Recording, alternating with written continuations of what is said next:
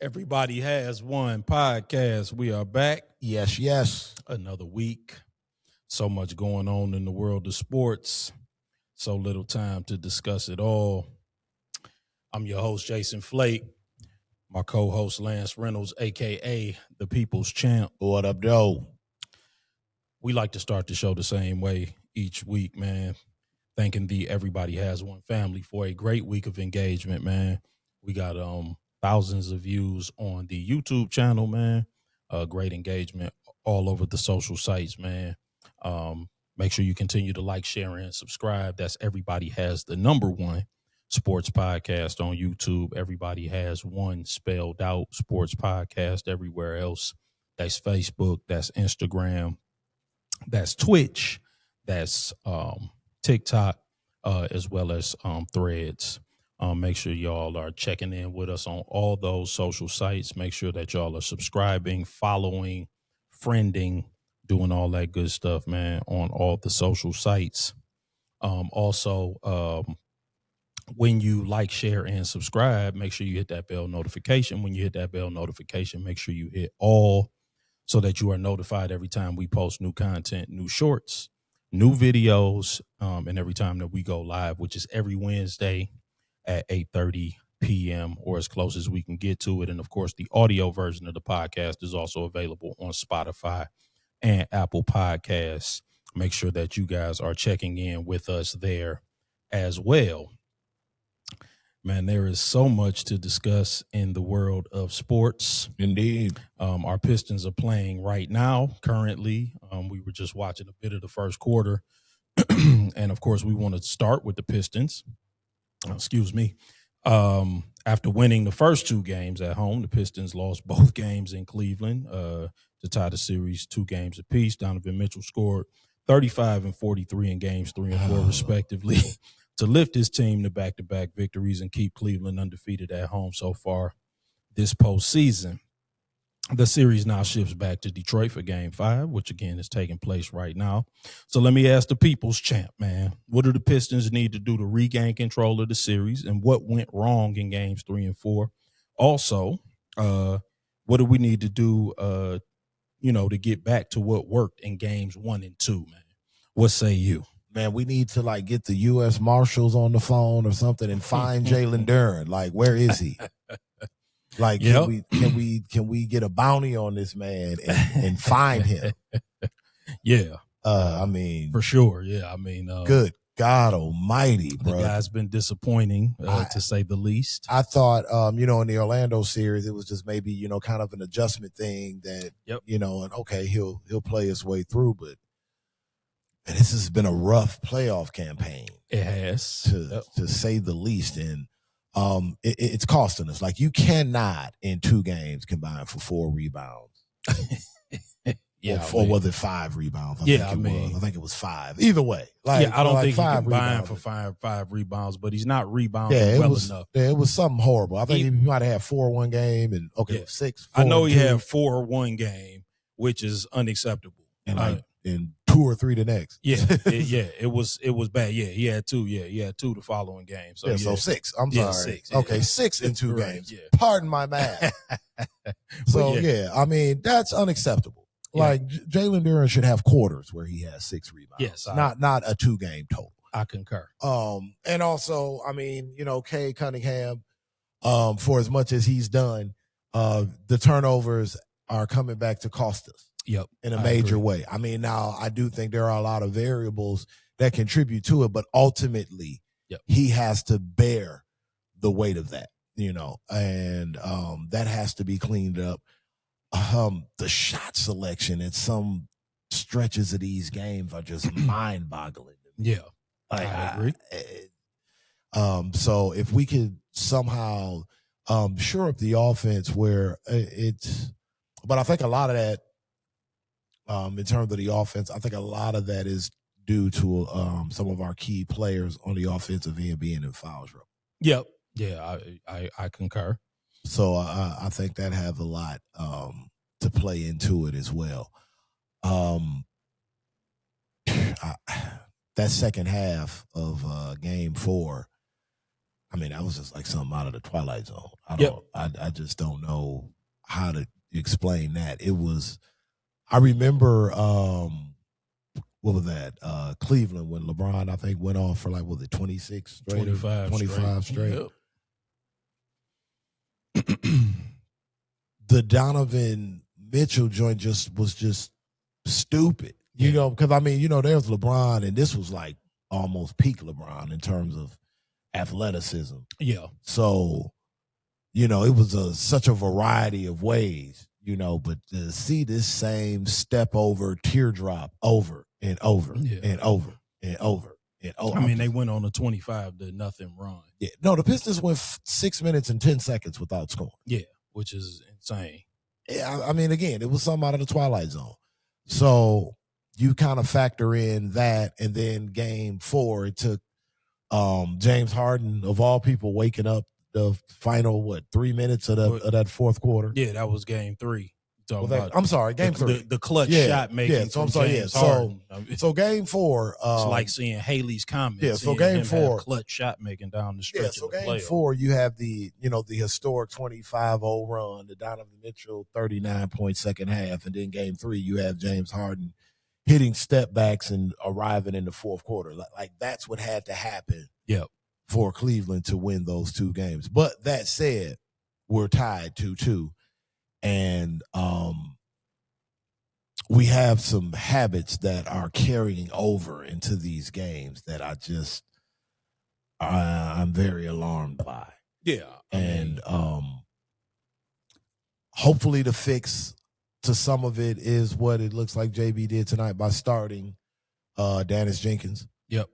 To kind of help, mitigate some of the turnovers and some of the just on ball responsibility. Yes. That Cade has. Yep. So, maybe that will help. Some timely shot making would be great. That would be fantastic. A little more Paul Reed would be great. And I'd like to see him get physical with Donovan Mitchell. I mean, look, if he's going to bitch and complain and get to the free throw line and you're going to send him there, make him earn a trip to the line. And what I mean by earn the trip to the line is you ain't got to knock his teeth out. Right. I mean, yeah. But that's not the NBA that we consume any longer. But at the end of the day, if you're a defensive-minded team, which we are, and our identity is defense, you can't have a 6'2" guy running off 39 points in the second half and he doesn't hit the floor on some legit stuff. Yep. Forget the reach and tap and slap fouls. A little bump and thump. You know. So I still like the Pistons in the series, but again, if Jalen Duren isn't going to play up to his standards, not ours, he doesn't play up to. I think you got to pull the trigger sooner with Paul Reed. Yeah, I think we need more minutes for Paul Reed. And not to necessarily put Jalen Duren in the doghouse. Right. But just be like, hey, we're gonna try, or maybe try both of them together. Hell. Yeah, I mean, right. That's what I've said. I think that, we could go with the double big lineup.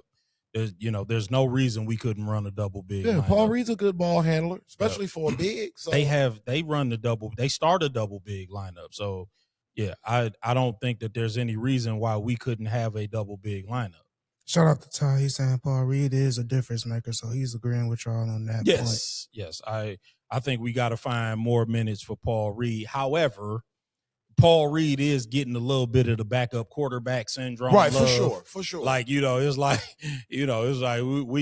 we hearing a lot of Paul Reed, but I agree. He's a difference maker. You got to find more minutes for him. I don't necessarily think that Paul Reed should start because I think that he's a bad defensive matchup. Yeah, they get into the paint too easy when he's in there. Say what you want about Jalen Duren. Evan Mobley cannot score in the paint when Jalen Duren is in the game. Like he is a complete and utter jump shooter. Mm-hmm. And when Paul Reed is in there, they both him and Allen just go right into the paint. Allen scores some in the paint, but it's not, he doesn't have big games in the paint. Mm-hmm. But I do think more minutes for Paul Reed is, I think, imperative. And, we both picked the Pistons in 6. So, I still believe that holds. We have to address Donovan Mitchell. You brought that up. Azur should have him as his primary defensive assignment. But he also has to be allowed to play like it's the playoffs. We got to be able to be allowed to play physically. And, I hesitate to blame officials, but I do think that it's noteworthy that Cleveland played the entire first quarter of Game 4 without having a team foul called on them. Yeah, don't hesitate. And I won't say without committing a team foul. I'll say without having a team foul called on them. With the amount that we score in the paint and some of the athletic mismatches that we have, there's no way that they did not commit a foul. So that was either negligent or it was, willful. And either way, it was shameful. And so I'll kind of leave that alone. But we outscored Cleveland 50-34 in the paint in that game. And they outshot us from the line 34-12. That's crazy. Yeah, they shot 41 3-pointers to our 23, yet they shot 34 free throws to our 12. With a 6'2" guard. Yeah. I mean, 18 more three-point attempts and 22 more free throw attempts. First of all, that's not compatible with respect to basketball. And it's not, there's no way that we can win if that's going to be the way that the games are officiated. But I'm not going to blame the officials entirely because we definitely got some stuff that we can clean up. Cade, you talked about the turnovers. He's got to be much more responsible with the basketball. Just throwing the ball directly to Max Strus on an out of bounds play. I'm like, I don't know that I've ever seen that in a playoff situation. Not in the NBA. Yeah, you got to be much better than that, bro. That's like Pee Wee League stuff, man. Yeah, and the one thing that I will say about Jalen Duren, and again, you're right. He's been disappointing for the majority of the games in the playoffs, and there's really no, I won't excuse that, but I also will say that really no big in the playoffs has played consistently well, except for Chet Holmgren. And no disrespect to Iguodala or DeAndre dominating, but he hasn't played against one quality big yet. Oh, he got one coming. I was going to say, no matter who wins between Minnesota and San Antonio, things are about to get a lot more difficult for Mr. Holmgren. Yeah, he got one coming. So every big has been inconsistent. It was so hard for New York to get Karl Anthony Towns going, or should I call him Draymond Anthony Towns, that they just stuck him at the nail and decided to have him distribute. And it's been a genius move. It was. I gotta give Mike Brown credit. I gave Mike Brown a lot of shit before the playoffs started. Yep. But that has been a revelation for that team. It definitely has. And as long as you don't need his points, it should continue to work. But I will also caution you, they've played a 6 and a 7 Well, seed. for sure. There's rougher waters on the way. But they've beaten them like they've played a 6 and a 7 they made them look like a 6 and a 7 seed. You got to give them dap for that. Yeah, no doubt about it. They made them look like a 6 and a 7 seed. But there will be rougher waters coming. So, I'm not going to. But Jalen Duren's been playing consistently underwhelming. Of course, these that's playoffs. what I guys have been up and down, but this is he's had a couple of decent games. This has hurt my feelings, bro. I agree. He's been poor, but I don't. I just think that it's just not a big man's league anymore. That's know what I'm fair. saying. Like every big is, even Nikola Jokic was underwhelming in his games. Like he had games where he had poor shooting nights, and I'm not excusing Jalen Duren. Jalen Duren has played poorly, but. I just look around at all of the bigs. I'm like, I'm not really overwhelmed other than Wemby, who is, aside from having one bad game in the Portland series and one bad game in this series, he's been very good. You know what I'm saying? And, of course, he impacts both ends of the floor. But there's been no big that's just really been consistently good. Again, like I said, other than Chet, and they're overmatching the teams that they're playing. They just better than them. And the teams that they playing, again, no disrespect to DeAndre Ayton and Iguodala, because remember, Mark Williams didn't even play. Man, with all due disrespect to DeAndre Stankin. Man, get out of here, the bum. Right. I mean, I bet not hear no talks of him coming here in the off season. I'll hear none of it. I'll hear none of it. None of it. Don't even. I'm not. I'll hear none of it. I'm not even. I don't care how mad Jalen Duren is made, y'all. Y'all don't want no parts of that dude. No, man. Y'all will be. If Jalen Duren is Jalen will be mad, fine. Yeah, he's 22 years old. He's got to watch some film. The thing that the part that's disappointed with me is not, being able to score is one thing. Not being a presence on the floor is another. That's the part that alarms me with what I've been seeing. Slumps happen. All of our all-time greats have had stinkers in the playoffs. Yes. For series, for games, for just entire playoff runs. You name them, they've had them. So, I'm not necessarily beating them over the head per se. Yeah, but I said, there's no excuse. He's played bad. To me, it's like a combination of kind of like the body language, it's just kind of the kind of zoned out, just kind of look on his face where I'm just like, 4 rebounds is ridiculous. It's just like 2 rebounds. I'm like, bro, you can't do that.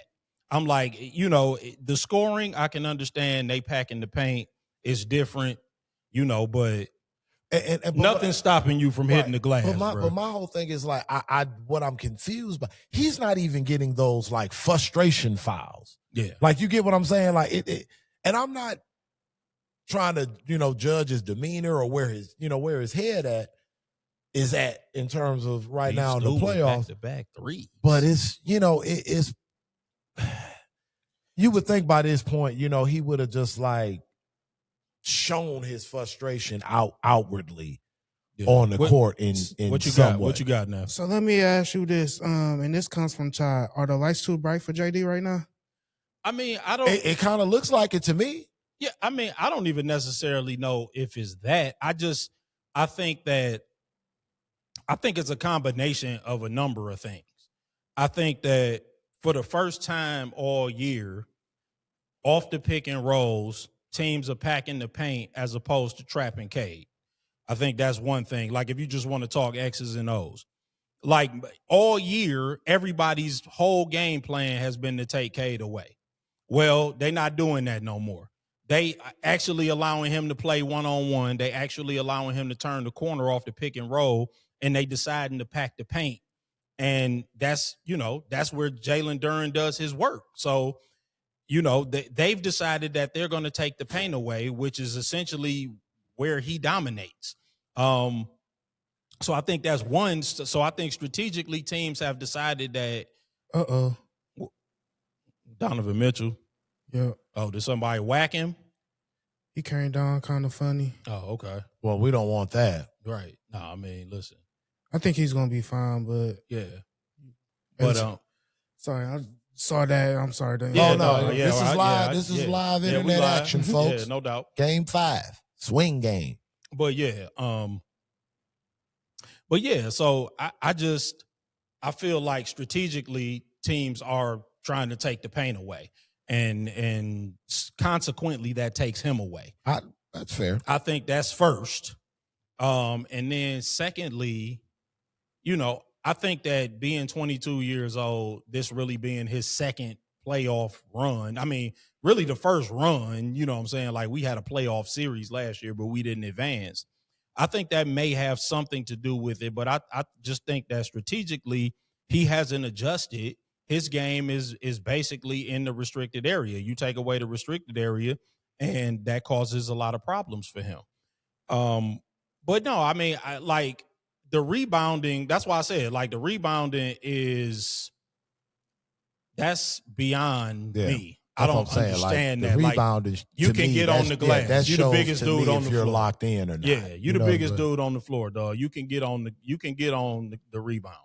You can get on the glass. Nothing is stopping you from getting on the glass other than your own, your own desire. So, yeah, you're going to have to dig deep and find that. I think, again, like, I don't think that I always say, I do think that the offense is not all that creative, and I understand that we are limited in some ways because we have a SAR.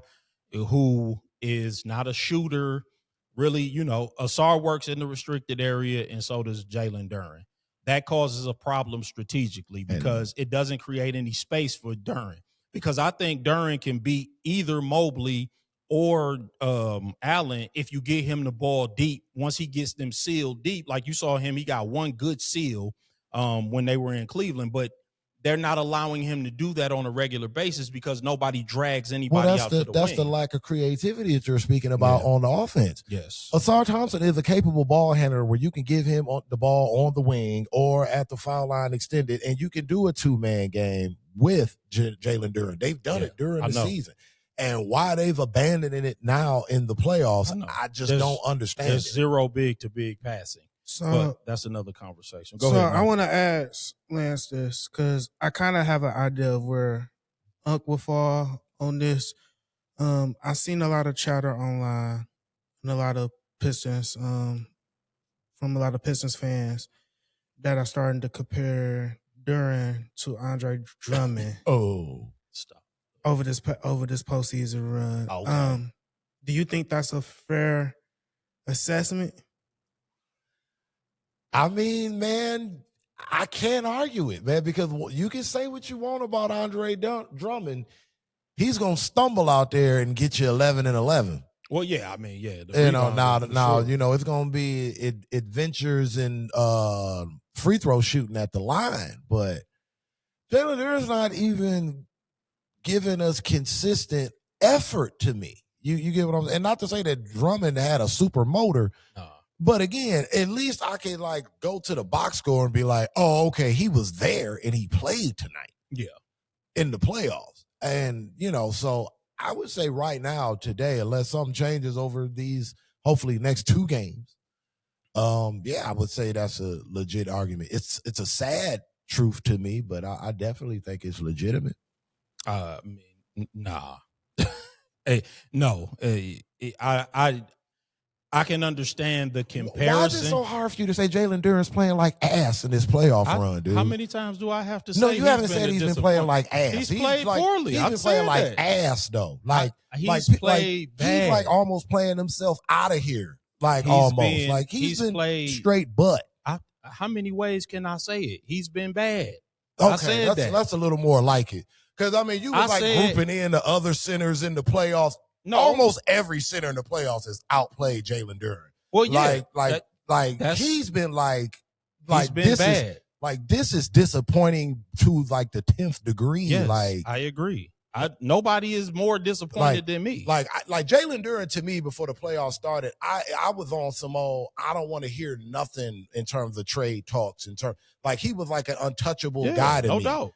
Now it's not saying I'll take him for anybody, but now, whereas I wouldn't have even entertained it, and I was like, who you talking about and who is it? The chatter about giving him a max contract and fans not being too excited about it is growing. Yes, I agree. Yes, I understand I think all 3 of us here would agree that he's going to get a max contract. He's going to get a max contract. We all agree on that. Yeah. But I think it's just, this postseason run has not been favorable to him. And I'm not saying that's a bad, I'm not saying it is terrible because he's only 22 years old. And I think it's kind of amplified by what Wemby has done when he's on. Yes. And so it's growing pains. I think that's the best way to put it at the end of the day. No, Jalen Duren has been bad. He has done himself no favors in this playoff run. I put in the group chat, I'm like, dog, he need his ass whooped for 4 rebounds, dog. Oh, God. I was the one that put that in the group chat. That's ridiculous. You the biggest dude on the floor. Yeah, there we go. 4 rebounds is absolutely absurd. There we go. That's insane. There we go. It's insane to go out there and you be the biggest man on the floor and you pull down 4 rebounds, dog. And you was out there for 29 minutes of action. Yes. Amen. What exactly were you doing when the basketball was caroming off the rim, dog? Yes. Making your mixtape? Yes. That's what you must have been doing. because you are the biggest dude out there. Yeah, listen, nobody's more disappointed than me. And you know I'll let have when it's time to let have. But I also understand that there is some nuance that's going on. There is nuance. Because I'm just like, do you think that Lakers fans are excited about giving Austin Reeves a max contract after that playoff run that he just had? Well, Austin Reeves was coming off an oblique injury, and no one has ever penciled Austin Reeves in as a defender ever. No, but forget about the defense. Did you see what he was doing on offense? I mean, again, like the dude was coming off an oblique injury, and he's a trigger. Again, though, you think any Lakers fan is excited about giving him a max contract? Well, no, but I mean, Laker fans are the most delusional, like, people next to Cowboy fans in the world, and they're gonna give him a max contract. Exactly. That's what I'm saying. I'm like, he's gonna get a max contract because if you let him go in free agency, somebody's gonna give him a big deal. Oh yeah. Now I think he's an unrestricted free agent, so I think his situation is a little bit different. And also, again, I think that the fact that Jalen Duren is a restricted free agent makes things more tricky too. But again, listen, if the Pistons end up letting him go, I would understand. No, I mean, well, we got to get something back. Like, whoa, we got to get something. I mean, back. he a restricted free agent. Like, Getting something back is over. I mean, I'm saying we have to replace that with some, production of that. Ilk that carries over. I agree. That carries over into the postseason. Listen, I'm under the impression at this point, unless something dramatically changes, they're going to re-sign him. Yeah. Some Pistons fans ain't going to like it, but he's probably going to be re-signed. I think to me, really the only thing is the number.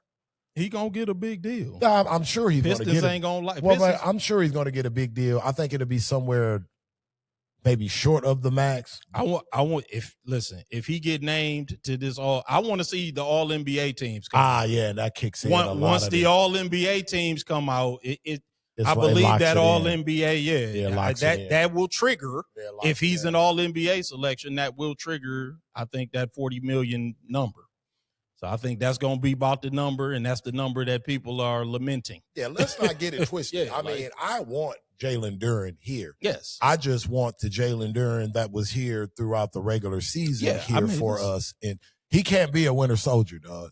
He can't. He cannot be. Listen, I want that same Jalen Duren. I'm compelled to believe that he will continue that type of production for the most part. But I want him here. Let's I agree. Let's not get crazy. Yeah, I'm not. Yeah, but he has pissed me off highly and mightily. Absolutely, and he's not the only one. Oh Lord, no. But he is our second best player, so he gets the typically. Yeah, right. He has been for the regular season, so yeah, he's gonna get the shrapnel. Yeah, for sure. He got to take a whipping. It comes with it, big dog. Yeah, he got to take a beating.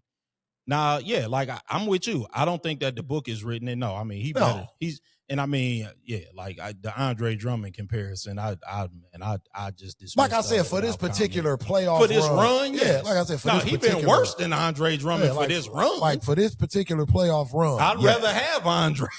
Like I said, Andre Drummond against the Cavaliers would probably get like 12 rebounds in 6 points. I mean, don't get me wrong. Like Jared Allen would probably be scoring 40 on him. Yeah, that's true.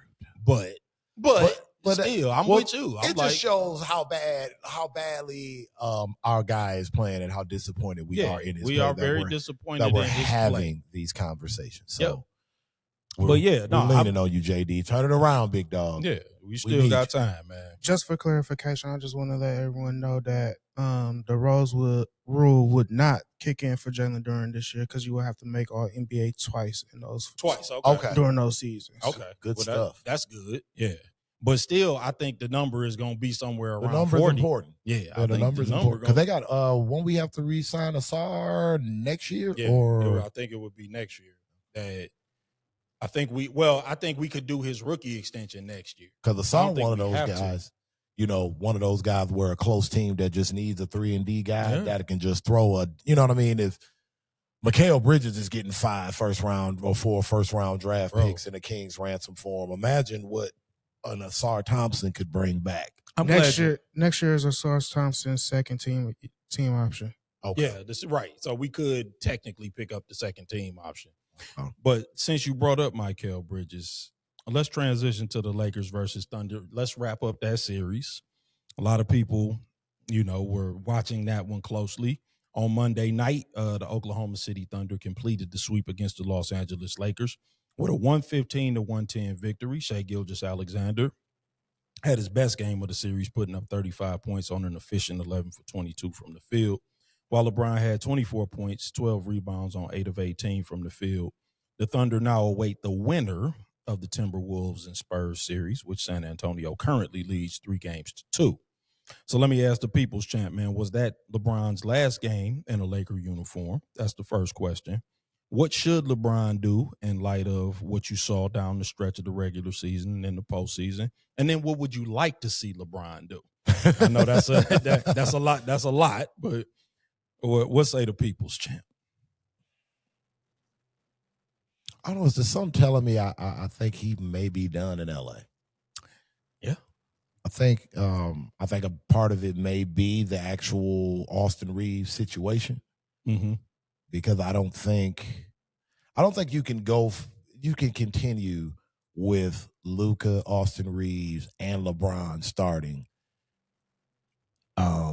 Because the player that you need defensively that could cover up for that lineup, you shipped off to get Luka Doncic. Yeah, no, the player that you need to cover up defensively for that lineup is in San Antonio. Oh, okay. And you're not letting him go. I mean, you get what I'm saying. Yeah, you need Wemby to cover up for that lineup. What the Lakers need are perimeter defenders. Yeah, and or Wembanyama to cover up for all perimeter, of the problems. perimeter defenders. I agree. But yes, unless you got the best rim protector in the history of basketball, you need perimeter defenders. I mean, basketball now. They starting to open it up. Basketball now. It'll always be a big man's game, but it's a wings league now. Yeah, that's kind of what I was driving at about the big man thing. Right. Like, I think it's going to be hard for any big man to be consistently, good for sure. Because it's just a wings league now. So it's tough to see those three coming back together. I agree. Without the other defensive pieces. How do you put that together, giving Austin Reeves a max contract and LeBron ain't taking that much of a pay cut? Yeah. I think it was like people told, he may take 25 million. Man, LeBron James ain't taking no 25 million when he can get 60. Yeah, I mean, he going to take a Tobias Harris deal. Yeah, stop. Now, where he goes next, I have no clue. Yeah, what he does next. What would you like to see him do? If you could wave a magic wand.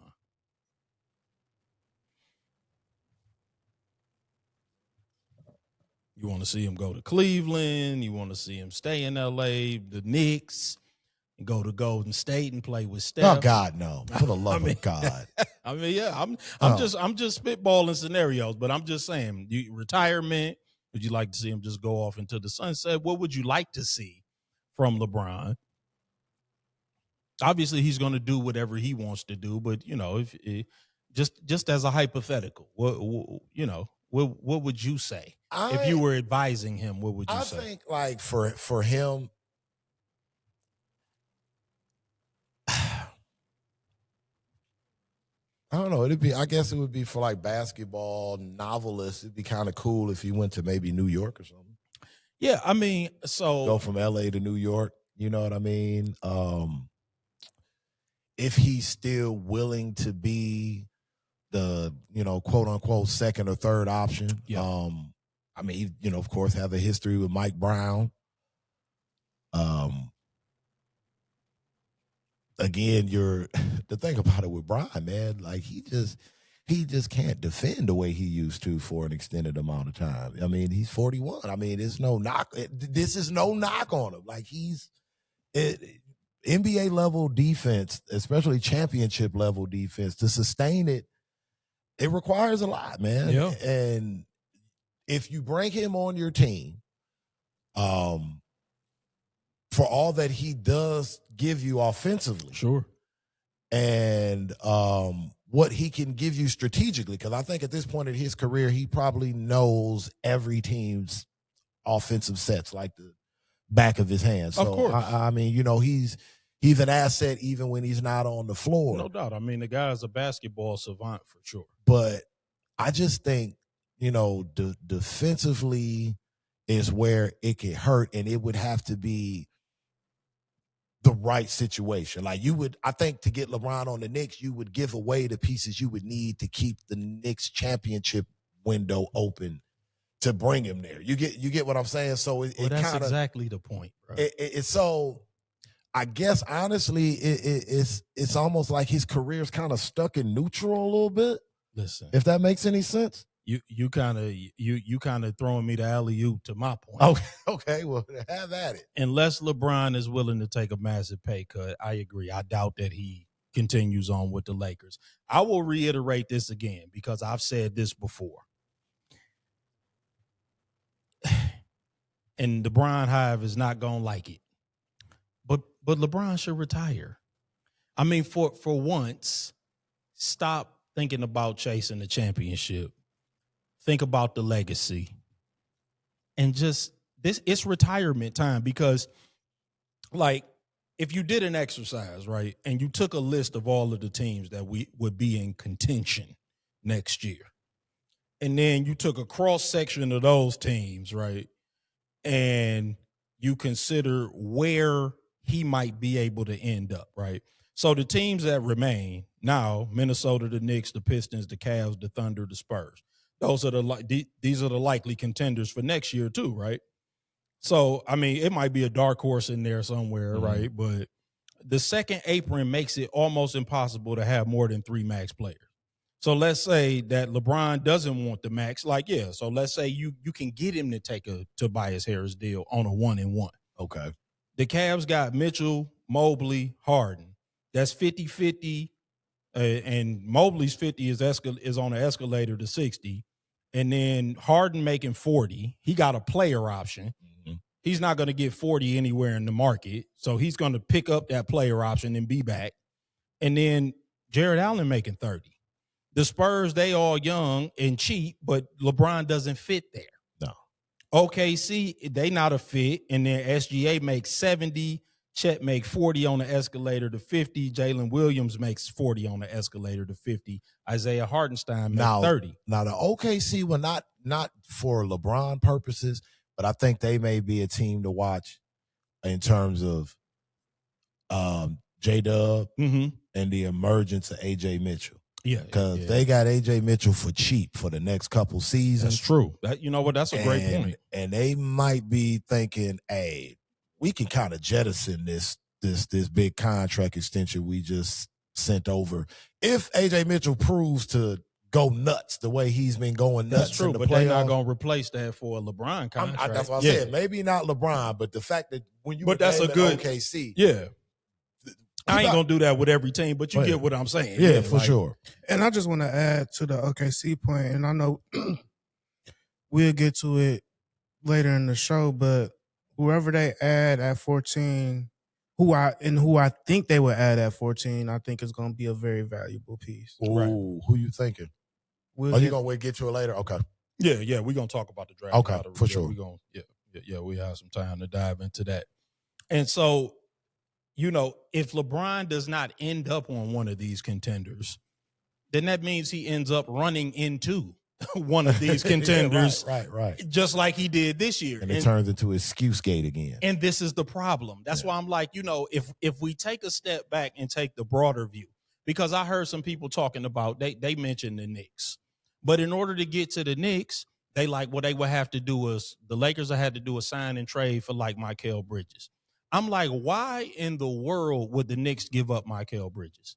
First of all, Jalen Brunson took a pay cut so that they could go get Mikal Bridges, his college teammate. That's why he did it.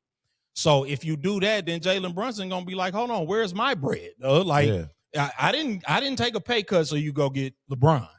I took a pay cut so you could go get my college teammate. That's number one. Number two, Mikal Bridges is the closest thing that you can get to a sure thing when you're talking about being on the court. The dude is the NBA's Iron Man. Now, he might not always play consistently, but he's going to be consistently available. Well, he shoots like Iron Man some nights. Yeah, too. I mean, right. Yes, but aside from that, the dude is consistent. Yes. He's consistent. Why would you trade him away, who I think without looking, he's 28, 29. He's young, for a 42-year-old LeBron on a 1-and-1 and the one is a player option. It ain't a team option. He may end up being retired, and then you got nothing. You know what I'm saying? Like, you missing now. Mikal Bridges is a Laker, and now you still need a small forward. So I'm like, and then the same thing they talking about where you might trade him for Jared Allen. Why would Cleveland trade Jared Allen? Why would they give him up for LeBron? Their best rim protector. This is what I'm saying. I'm like, why would they do that? I can't see, because like you said, because anything you give up for LeBron, you're going to weaken the team. So because, like, unless he's willing to take a massive pay cut, you're going to have to weaken the team in order to get him. Right. And then if you weaken the team in order to get him, then you ain't the contender that you were before. Right. And yeah, I'm just like, listen, man. And it's just the nature of the beast, folks. I agree. He's just not the guy where you're willing to give up, those pieces, because what he brings will overcompensate that. Of course. Those days are gone. He's not running people down like that anymore, or flying around on the perimeter and checking the other team's best perimeter player. And it's okay. That's right. It's not a dig. It's just not a dig, man. Yeah, he's 42. He's going to be 42, and that's just natural that, he was slowed down. And he's got nothing to be mad at for what he did this season. You know what I mean? And there's nothing wrong with going out on top. That's the other thing. Nothing wrong with going out on top. Nothing wrong with going out with some gas left in the tank, man. The game didn't force you out. Yeah, like you went out on your own terms. We didn't watch you age out. We didn't watch you fall apart. Hey, you went out on your own terms. You said, "Yeah, man, don't be Hakeem on the Raptors." Yeah, like, or Patrick Ewing on the Sonics, like, or the Magic. Right? Yeah, like we don't need to see that. Like, you made all kinds of money. You did extremely well. Everything is good, man. So, I expect that he will explore his options this offseason. Yeah, but I've got nothing in terms of where I don't really have. Let me ask you, should Luka want him back? Should he?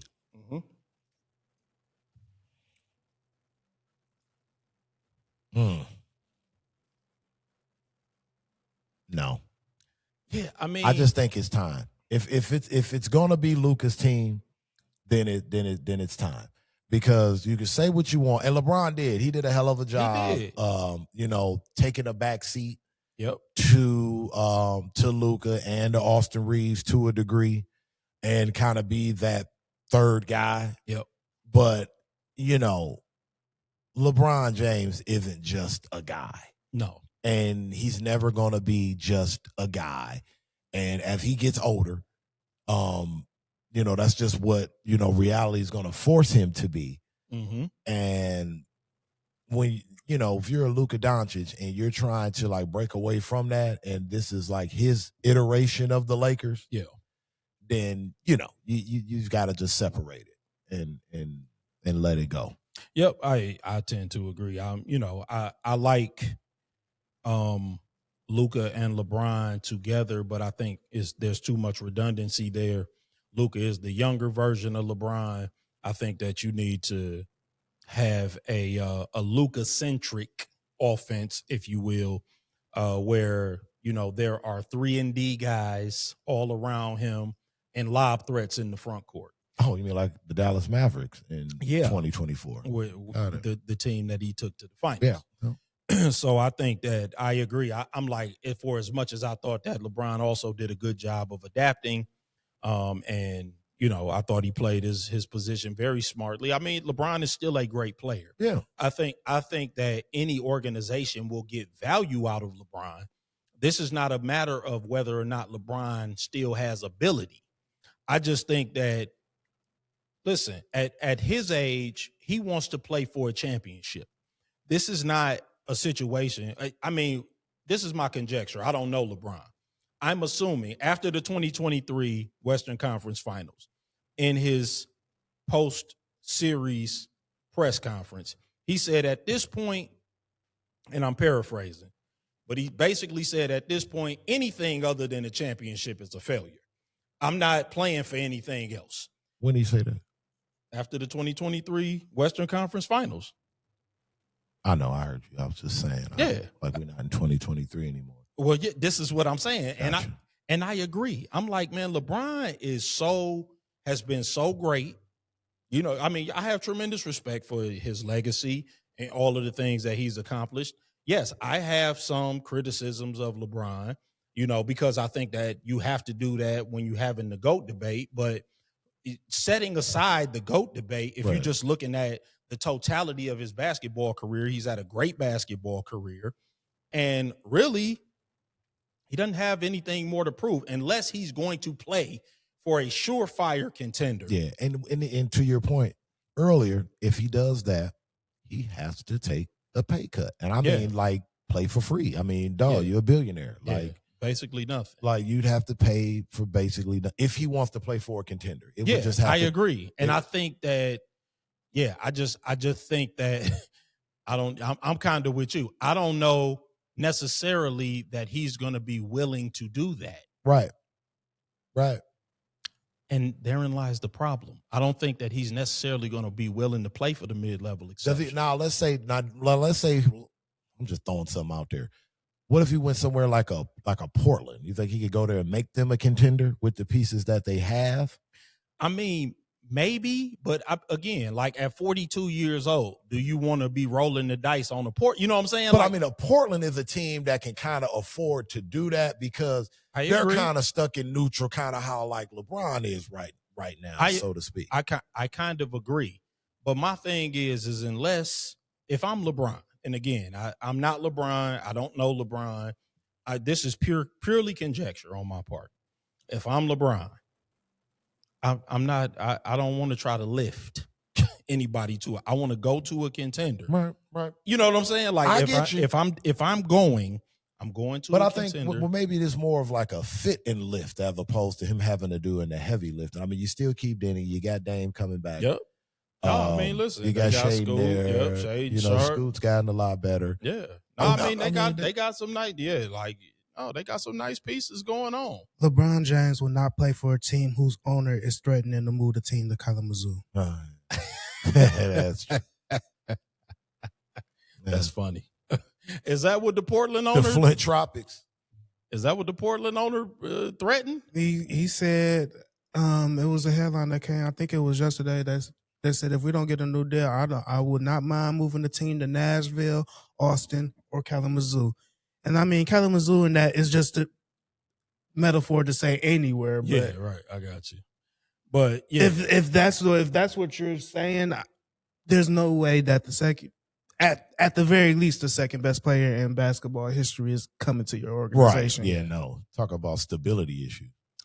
Yeah, but at any rate, man, let's move on and discuss the Knicks and the Sixers series wrap up because the Knicks, once again, in historic fashion, finished off an opponent, this time by a score of 144-114 over the Philadelphia 76ers to complete the sweep. Jalen Brunson had 22 points on 8 of 17 from the field. He was also 6 of 10 from three-point range. Miles McBride had an historic day from three, making 7 of his 9 attempts. The Knicks as a team went on to shoot 57% from three for the game. So what do you make of the Knicks' historic run, and do you believe that they would be favored over the Western Conference opponents should they manage to make it out of the Eastern Conference? No. We'll say the people. Say a flat-out no to that last one. Slow down, baby.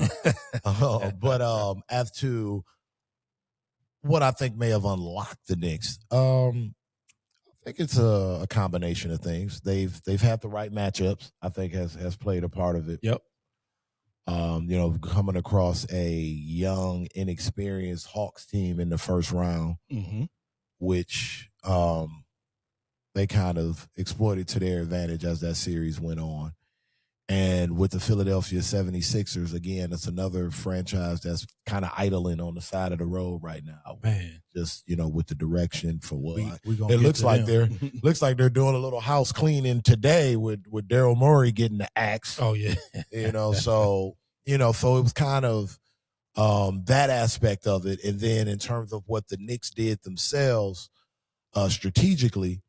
Until he got hurt, OG Anunoby was looking like the OG Anunoby that was in Toronto. Man, OG he was shooting 57%. And, being that high level Swiss Army knife with size that, everyone was going crazy for 5-6 years ago in the free agent market. Like that OG was coming alive. Yeah. And then again, we talked about it earlier. You got to give Mike Brown credit.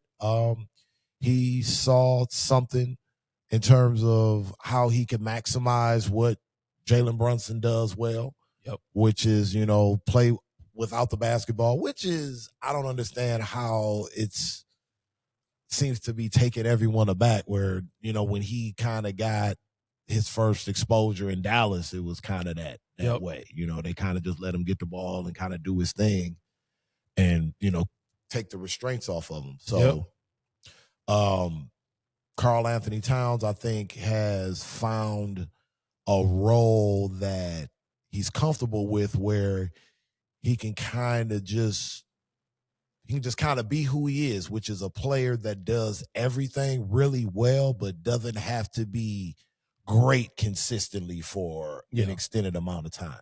If he can just do what he, does well, which is a little bit of everything consistently, that would lead to great results, which is how you're getting these, 30 and 40 and 50 point smackdowns that they're putting on people. And not to mention, man, McBride's a shooter.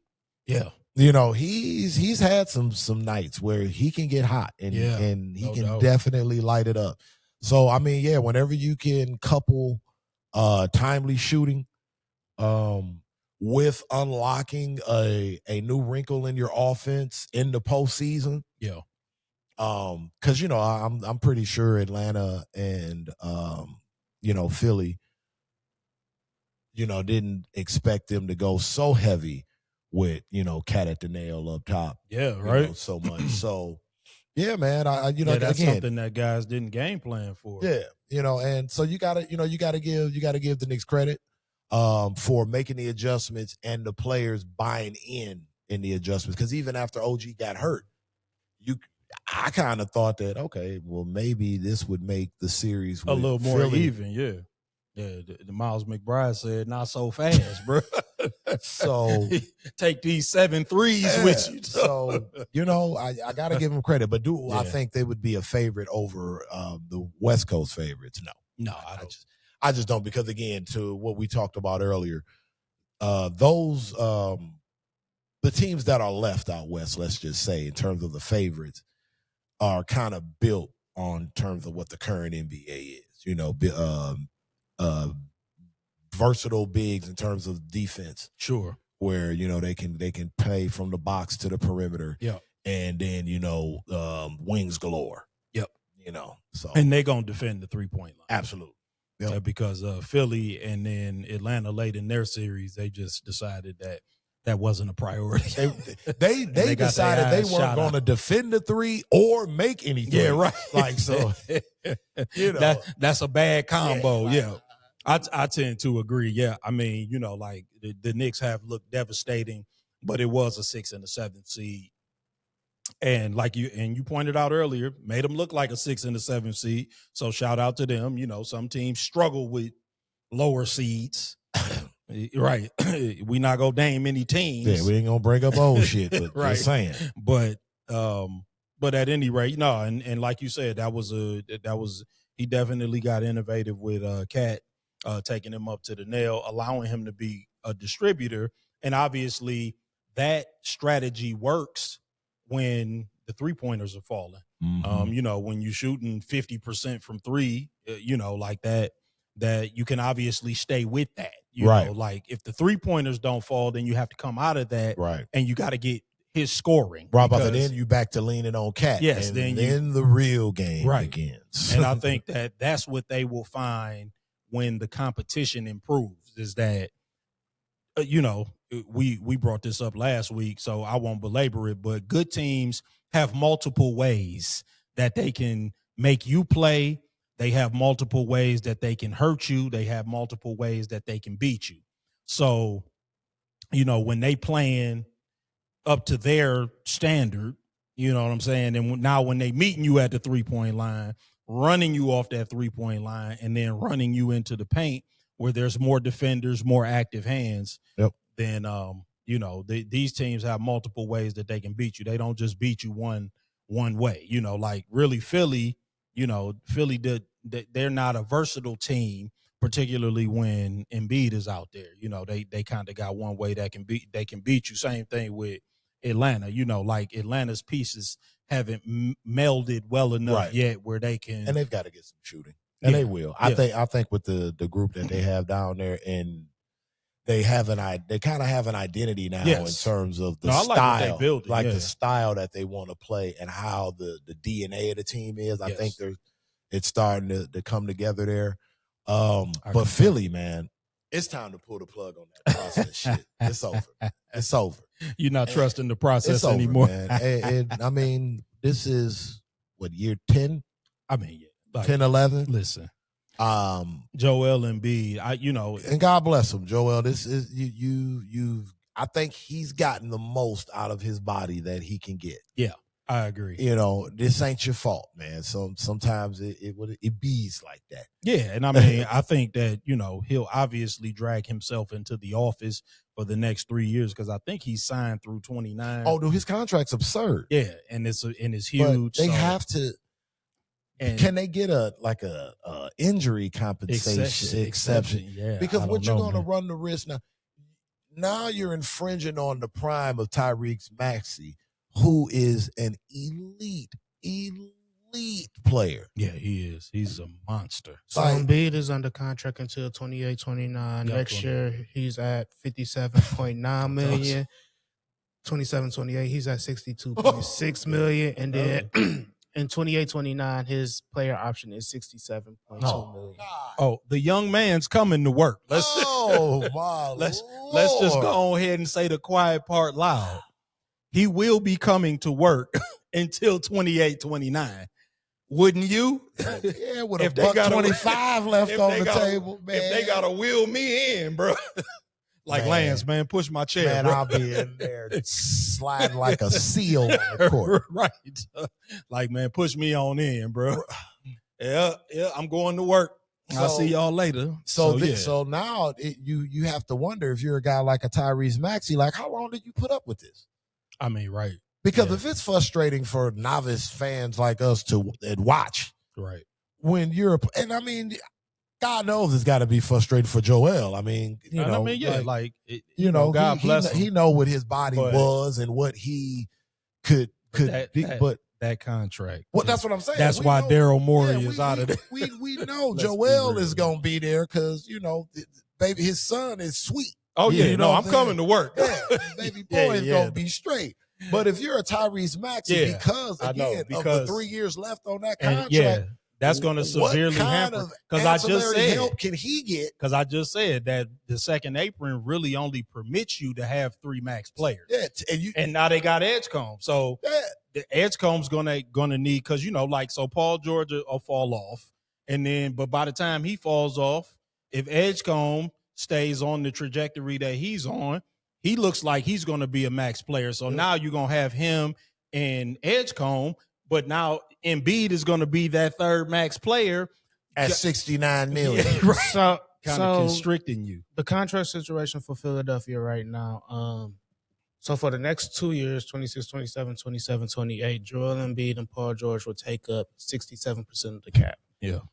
I told you. Paul George has a player option in 27, 28. So after that, so going into 28, 29, he's picking that up. He would be off the books. And then Edgecombe's second year of his team option wouldn't be until 28, 29. So when he's due for his extension, Joel Embiid will be off the books. That's what I was saying. Like, soon as they ready to go, you going so it leak. But dang, I mean, but Maxey going. But look at Tyrese. That's Maxey 4 years. at that point. Yeah, he like, gotta wait 4 years to get cap relief, dog. And Maxey's current contract ends after the 28-29 season. So and what is he? 23, 26, 26. Yeah. So he's 26 years old. Yep. So realistic, they about to eat his prime. Get your agent on the phone, dog. You're right. So realistically speaking, Philly is going to have to extend Maxey and Edgecoat at the same time, which is probably a good thing for them because they can solidify that. But at the same time, you're now tolling for the next 2 to 3 years with 2 years for sure with 67% of your cap locked up. That process has totally ruined that franchise. So this is one of those, unfortunately, this case right here is one where they need to tank. Yeah, bro, like because that's the only way they're gonna add a third quality player. Yeah, right. But now with the new lottery rules, it ain't I know, work. it's not gonna help. Yeah. So that it actually, Philly's situation. Man, is nasty, bro. That's a Mr. nasty Grim, situation. Ooh, bro. Lord. Because I mean, and it ain't, and it's not as if Paul George is the picture of health. I mean, you know what I'm saying? Like, he's sliding under the radar because we talking about Embiid, but he's locked up through playoff PED. Yeah, right. Yeah, but at any rate, man, we'll. Speaking of tanking, Philadelphia does own their 2027 pick. They do have the Clippers 2028 first round pick, and 2029 they have the right to swap with the Clippers as well. All when Tyrese Maxey will be turning 30 years old. I know, man. That poor is guy's about to get the bulk of his prime eaten into with this bad management. Keep their eye on speed dial, man. Let's talk about the Spurs and the Timberwolves. On Tuesday night, the Spurs took a 3-2 series lead over the Timberwolves with a commanding 126-97 win. Victor Wembanyama had 27 points and 17 rebounds on an efficient 9-of-16 shooting from the field. There was also discussion prior to this game about the elbowing incident that took place in Game 3. For those who do not know, with 8 minutes and 39 seconds left in the second quarter of the game, of Game 3, Victor Wembanyama came down with an offensive rebound. Both Jaden Daniel and Naz Reid attempted to swipe at the ball. In the process, Victor Wembanyama swung his right elbow, catching Naz Reid in the neck and chin area. The play was subsequently reviewed and deemed to be a flagrant foul penalty too, and that resulted in an ejection of Wembanyama. Many believe that there should have been an additional fine and or suspension, but the league decided against both. Let me ask the people's champ, did the league make the correct decision not fining or suspending Wembanyama? No. You think they made the incorrect decision? Yeah, I mean, I knew they weren't going to suspend him, but you kind of got to find him. Yeah. You got to find him. Just for the simple fact that when it happened, he didn't even know he was getting kicked out of the game. It's like, you just find him for not knowing the rules. Like, you won't forget now. So let me intimate, because I've heard some people insinuate that. Here's what I think. English is not his first language. Mm-hmm. I think that he may have asked him, does that mean that I'm kicked out because of the word that they used? I don't know that he knew ejection. He might have, you know what I'm saying? Like, I think he might have known the rule, but I don't know that he knew ejection, and maybe the phrasing might have confused him. Because you got to remember, like, everybody uses like different cadences and like depending on what region of the country you're from. So I'm going to defend Victor a little bit on that. I tend to agree. I thought that they should have fined him more than, they give you an automatic $2,000 fine when you get a flagrant foul. But I mean, $2,000 to an NBA player, even one on a rookie contract, is like, it's just you don't even recognize that on your check. This is again, man, on the list of things that pisses me off about Adam Silver, that that just adds to it, because we understand that in a Western Conference semifinals series, with the stars involved, and your other Western semifinal going to be brief. Like, we get it. Like, we understand that you're not going to suspend Victor Wembanyama. Sure. But you kind of got to at least make it look good. Right, yeah, I know. You know what I mean? You got to at least be like, come on, bro. You can. Like, a $50,000 fine would have been like, okay. So then it at least looks like you're not just flagrantly saying we're not suspending Victor Wembanyama, because we all know that they weren't. Right. And the fact that and people Nas are Reed's neck and chin ain't really that important. Yeah, I mean, but again, it's the dilemma that you have, and the nuance that comes with a debate like this, where it's like, you in an environment where we constantly talk about the stars not being available for the playoffs. Sure. Why the hell are y'all clamoring for the biggest star left to miss a game on a suspension? Like, that just doesn't make sense to me, which is why I kind of figured they weren't going to suspend. Oh, yeah. I mean, but the fact that, he should have got suspended. I'm like, we all know he should have, but we should have all known that he was not going to be. You know? I mean, I agree with you. I would have been fine with a fine. I didn't think he should be suspended. Well, I mean, I heard a lot of people calling for it. I mean, of course, you got your Draymonds of the world. Yeah. You got your Kendrick Perkins of the world. I mean, you got Oklahoma City fans of the world that definitely wouldn't have mind him sitting out for another game. But I've heard some significant chatter that, he should have been suspended. Again, I don't agree. I'm kind of with you. I thought an additional fine would have been appropriate. I really didn't think it was as egregious as a lot of people thought it was. He definitely flung an elbow. There's no doubt about that. And I thought that a flagrant foul penalty too was appropriate. And, because he was ejected early in the game, I think that should be factored in. Yeah. I also think that the fact that he doesn't really have a history of doing anything like that, I think that matters. Yep, for sure. That should be factored in as well. Because Draymond got a history. Because his history was factored in when he was finally suspended. Draymond got a history, bro. You was running around kicking dudes in the Johnson for several years, bro. You on camera, curb stomping, folks. Like, bro, come on here, man. Like, yes, but I do think that you have to you got to factor all of that in. And I thought that, that they did the right thing by not suspending him. He definitely threw an elbow, and you can't permit that. So a flagrant foul penalty too. There was definitely wind up, impact, all of the predicates that exist. What you got, nephew? I was just gonna ask, because I'm of the same ilk. I think because of when it happened in the game, that they weren't going to suspend him. So the question I have for y'all is, do you think they would have suspended him if, per se, it happened in the fourth quarter? I think that would be more on the table. I think it would have been more on the table. I don't know that they definitely would have, but I think it would have been more on the table. I think it was kind of like the Jalen Carter, not to, again, make the cross sports analogy, but Jalen Carter, the spitting incident with Dak Prescott, because it was like right at the beginning of the game. They essentially called that the suspension since he was ejected. I kind of felt that way. But, yeah, I thought about that, nephew. I was like, if that happened in the fourth quarter, I might actually feel different. I might be like, it happened late in the game. They didn't really miss him for the game. But I felt like because it happened with 8 minutes left in the second quarter, he basically missed the entire game. He only had 4 points.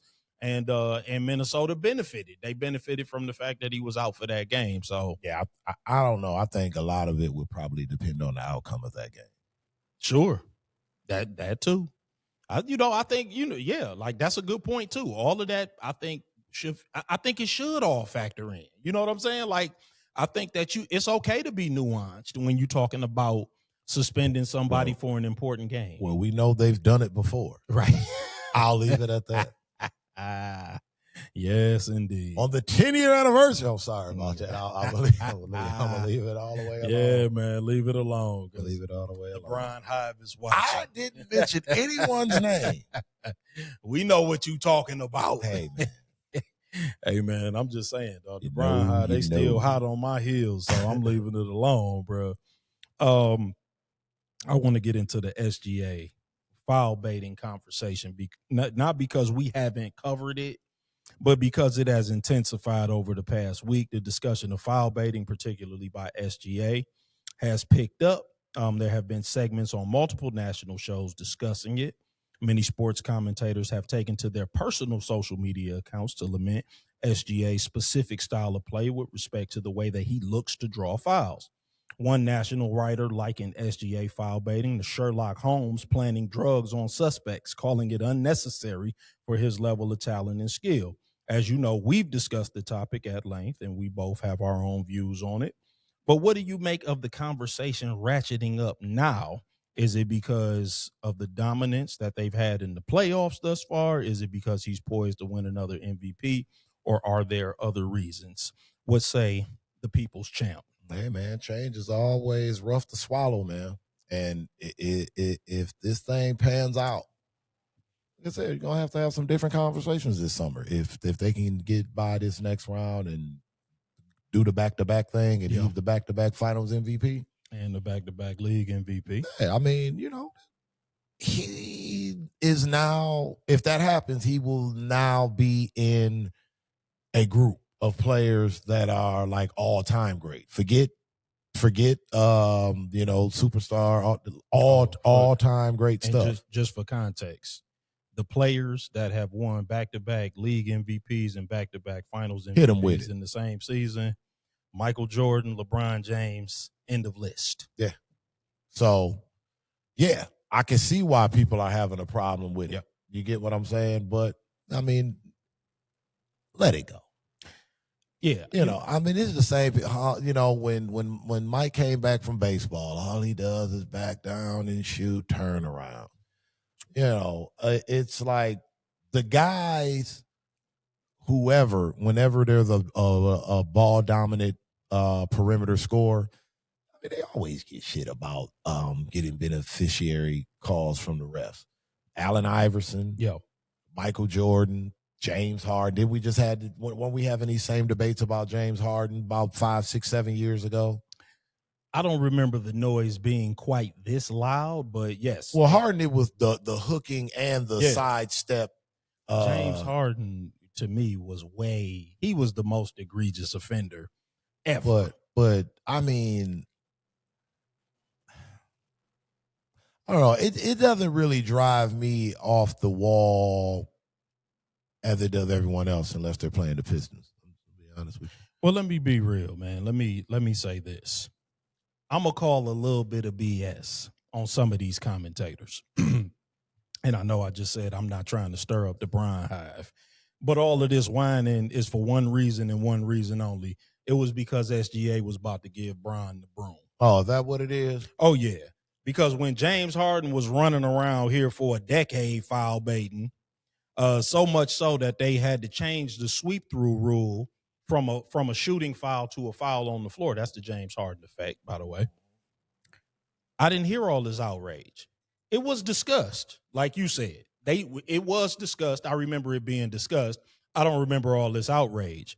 As a matter of fact, I was watching one segment, and somebody brought up the fact that Jalen Brunson foul baits, Luka Doncic foul baits. Great scores foul bait. Yeah. Because Jaylen Brown brought up the fact that Joel Embiid doing some flopping and some foul baiting. It happens with everybody. Brown does it. It happens with everybody to a certain extent. Yeah, for sure. But some guys are worse offenders than others. Jalen Brunson is kind of a tough offender too.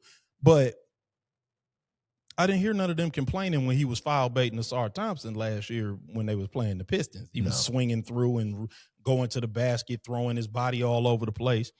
No, this was because SGA was about to give Bron that broom. Yeah. But see, but my thing with that, to your point, is I respect gamesmanship. Mm-hmm. I get so tired as basketball fans when we keep letting these officials off the hook. Yes, I agree. A lot of this is an officiating issue. Well, yeah, all I the agree. officials have to do is be like, hey, James, hey, Shea, cut that shit out. Right. We're not doing that tonight. Yeah. If the defender's guarding you straight up and they're vertical and, you know, the arms are horizontal, we're not doing the hooking thing. I'm calling it. You get what I'm saying? Yeah, you already know how I feel. All this technology where they're going back and reviewing stuff. What the hell are they doing at halftime and during commercial breaks and during timeouts where they can't establish and recognize tendencies? Like, yeah. We are like aiming the barrels at the wrong folks when it comes to this stuff. Yeah. You get what I'm saying? No, I mean, it's cool. I mean, it's great debates and it's all, but the zebras are out there letting this stuff go down nightly, and they can nip this in the bud really, really, really, really quick. Yep. So, I mean, that's kind of my take on that. Yep. What you got now? I just wanted to, I think with the difference in the conversations, with Harden, I think the conversation was more based around his overall offensive game. Because it wasn't just the fouls, it was also the step backs and if it's a travel or not a travel, things of that nature. That's a good point. So I think his conversation was more based around his whole offensive game, while SGA's is more based around the fact that he gets to the free throw line, which understandably, while we might not like it, is a skill in the game of basketball 100%. In today's day. Yeah. Scorers are going to use whatever advantage they can to continue scoring until you take it away. Yeah, and that's why I said that they need to do away with the concept of legal guarding position, because they know that if they can get the defender off balance, all they got to do is basically throw themselves into the defender. Yep. We already know that. So if we know that, you know, if I know that as somebody watching, obviously, you know, SGA is smart, LeBron is smart, Luke is, you know, like they know as players that all they got to do is get the guy off balance. Correct. So I'm like, take that element out of the game and just allow the defender to be entitled to whatever space that he's occupying, and you would just do away with the whole foul baiting conversation. But as long as the defender is going to have the burden of having to be in perfect legal guarding position, and the offensive player has zero burden, then, you know, there's going to be foul baiting going on. I mean, let's just be real about it. I mean, the offensive players are going to use that to their advantage. Because it's certain players, offensive players, you know, after a while, you're just going to give them the answers to the test. Yeah, that's it. You know, they'll just watch film on you and just pick up on your tendencies, just like, okay. Yeah, I'll attack that. These guys are that good. Yep, these guys are that good. So, yeah, man. But no, the complaining has ratcheted up because SGA was about to give Brian that room. Yeah, and which he did, and he's now, like I said, en route to approaching Mount Olympus. Yeah, legendary status, man. That's Yep, because he's going to be in rarefied air if he get this league MVP and this finals MVP, as you pointed out. So and we ain't got to get deep into it right now, because if it does happen, I'm pretty sure we'll talk about it in depth. But just real quick, if SGA was able to pull it off, get a second straight MVP, get another title, get another finals MVP, how hard does that put him, in your opinion? I mean, wow. Yeah, that's a heck of a question. I don't know, man. I mean, you know, like maybe in the top 25 of all time. I mean, that's a pretty big feat, but I would say probably top.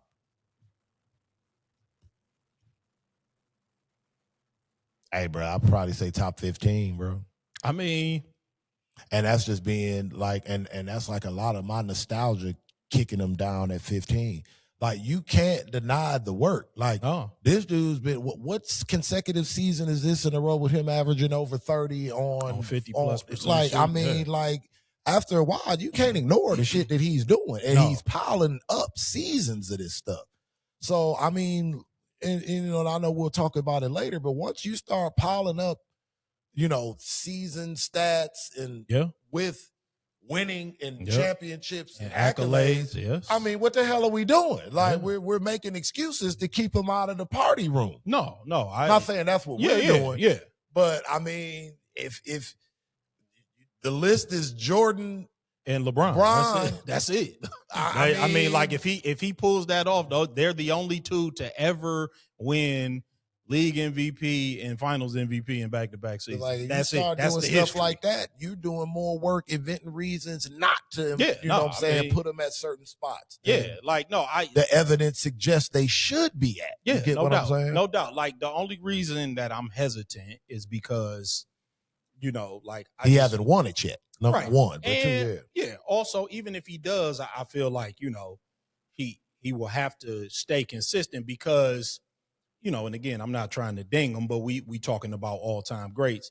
He had a slower start to his career, because he was traded and I guess that I don't know if it was his draft position, but I guess they didn't see the talent as quickly as they should have because he wasn't cooking early on. So it took him some time to get revved up. But no, I agree with you. I mean, listen, the dude, if he continues doing the things that he's doing and racks up the resume that it appears that he's going to rack up.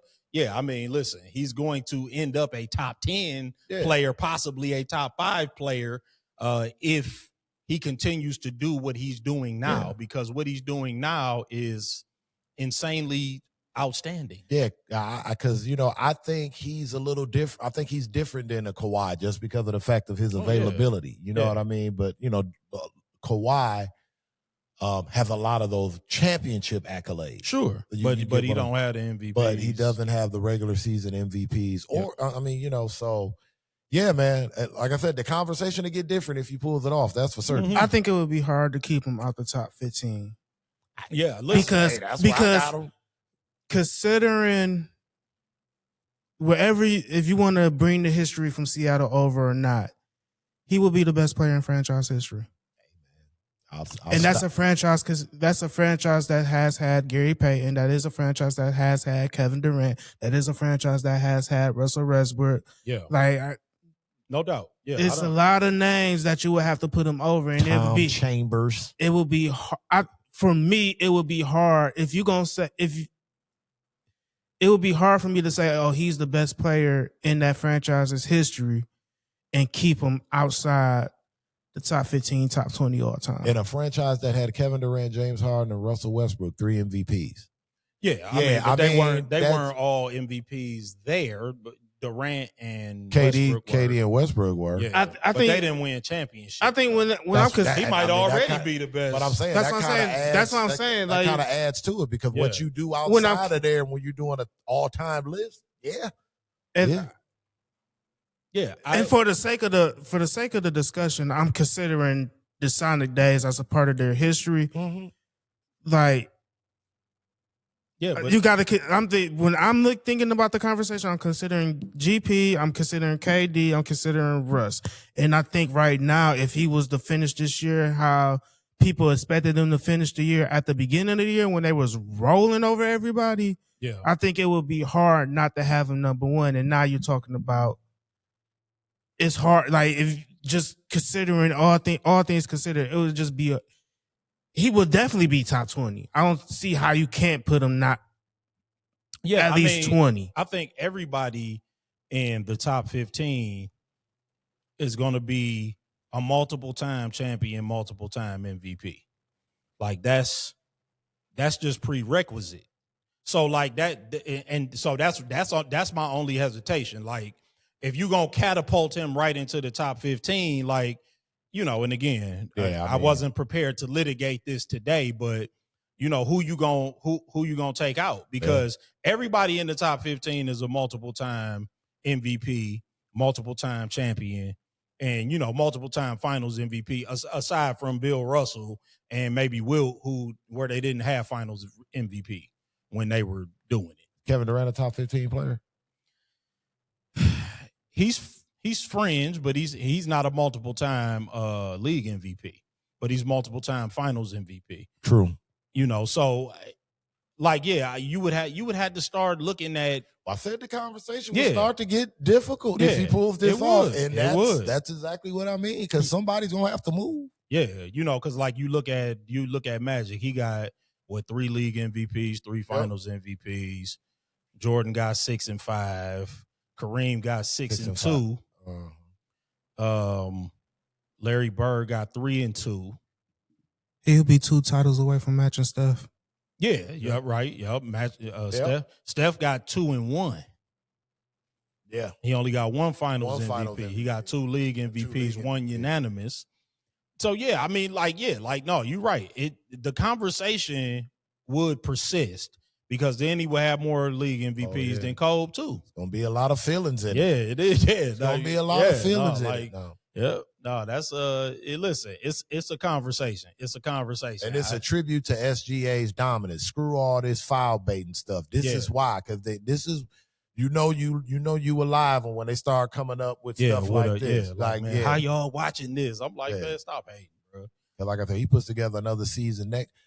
Tim Duncan got what? He got 2 and 3, right? Yep. 2 league MVP, back-to-back league MVPs, and then 3 Finals MVP. Yeah, no, I mean, listen, I'm not ruling him out of the top 15. I'm just like, we would just have to look at. And Dunk is a fringe top 5 player to me. Yeah, I agree. No, I mean, like Tim Duncan don't really get his proper love. I was just saying that because we was talking about that. We was talking about Tim Duncan is the only player in NBA history with 15 All NBA selections and 15 All Defensive selections. He's the only player that has that.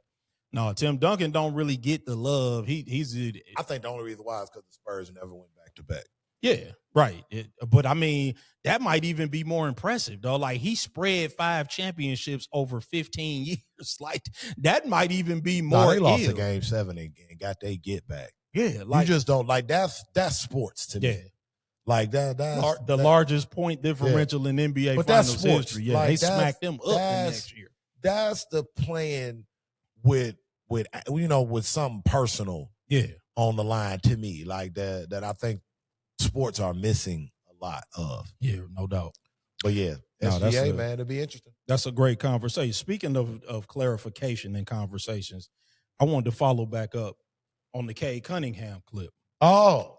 That generated a lot of conversation, man. I was mad you wasn't tagged in those. But last week, Nephew clipped a comment by the People's Champ. People's Champ said, and I'm going to paraphrase a little bit, but in essence, that if a championship becomes a part of Cade Cunningham's Pistons history, then we will have to revisit the conversation about the greatest Piston of all time.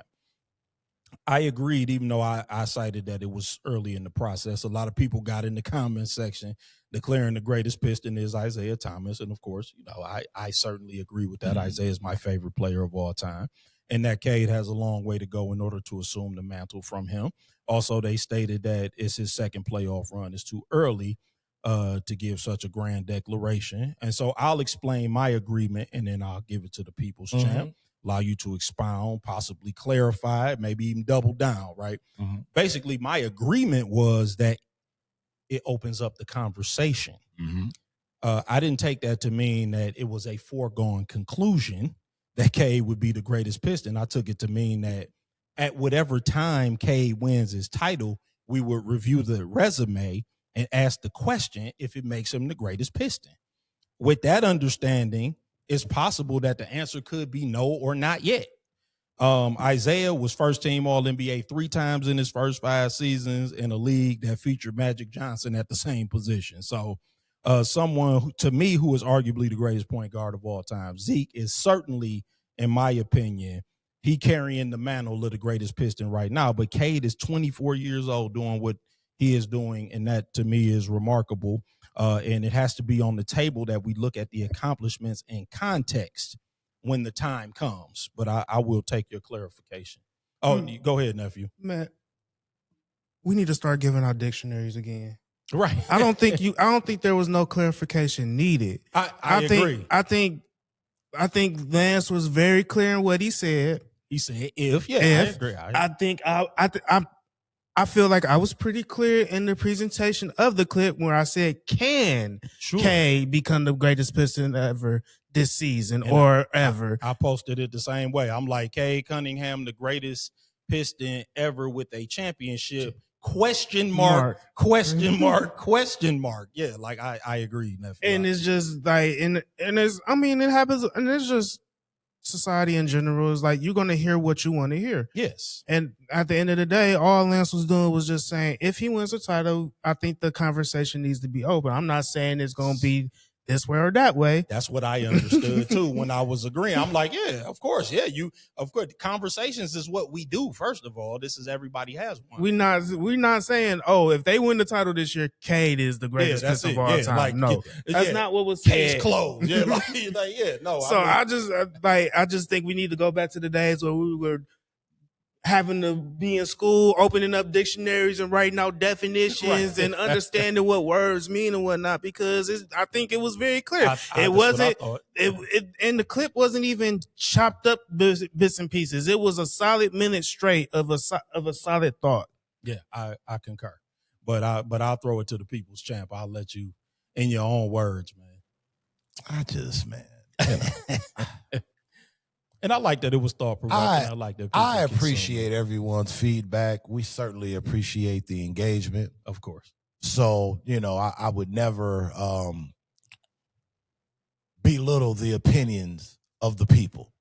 But I will challenge the people to just listen to hear and not to respond.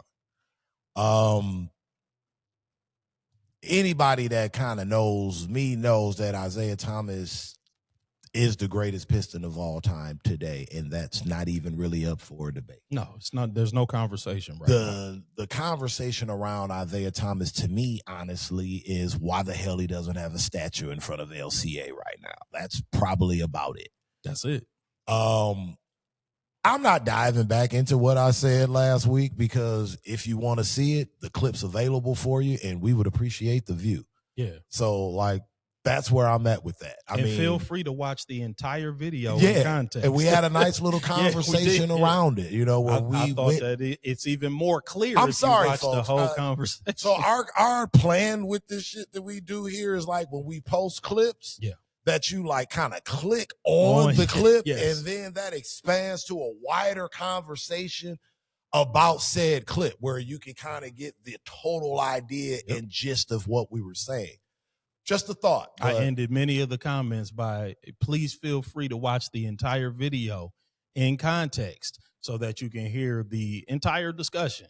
I'm like, because I think that it will become even more clear, even though, like nephew said, I thought that it was pretty clear, but at any rate, I just wanted to revisit that because it did generate a lot of discussion. We typically don't do that, but I'm like, let me. Then even in the example that was used in Michael Jordan and his discussion on him being the greatest basketball player, Lance said the conversation was over after the second championship. Yes. I thought that. I thought it was clear. I thought it was fairly clear, but again, everybody is different, and and I appreciate the passion around Isaiah Thomas, who is again my favorite player. Hey, man, I've been here since Look Up, but I don't see anything. You ain't about to talk to me about Isaiah Thomas III. So miss me with all of that. I got Q-tips available. Man, let's move on to the draft lottery, man. Oh yeah, there's a couple of interesting things that took place with the draft lottery, and we'll talk about the OKC at 14 thing.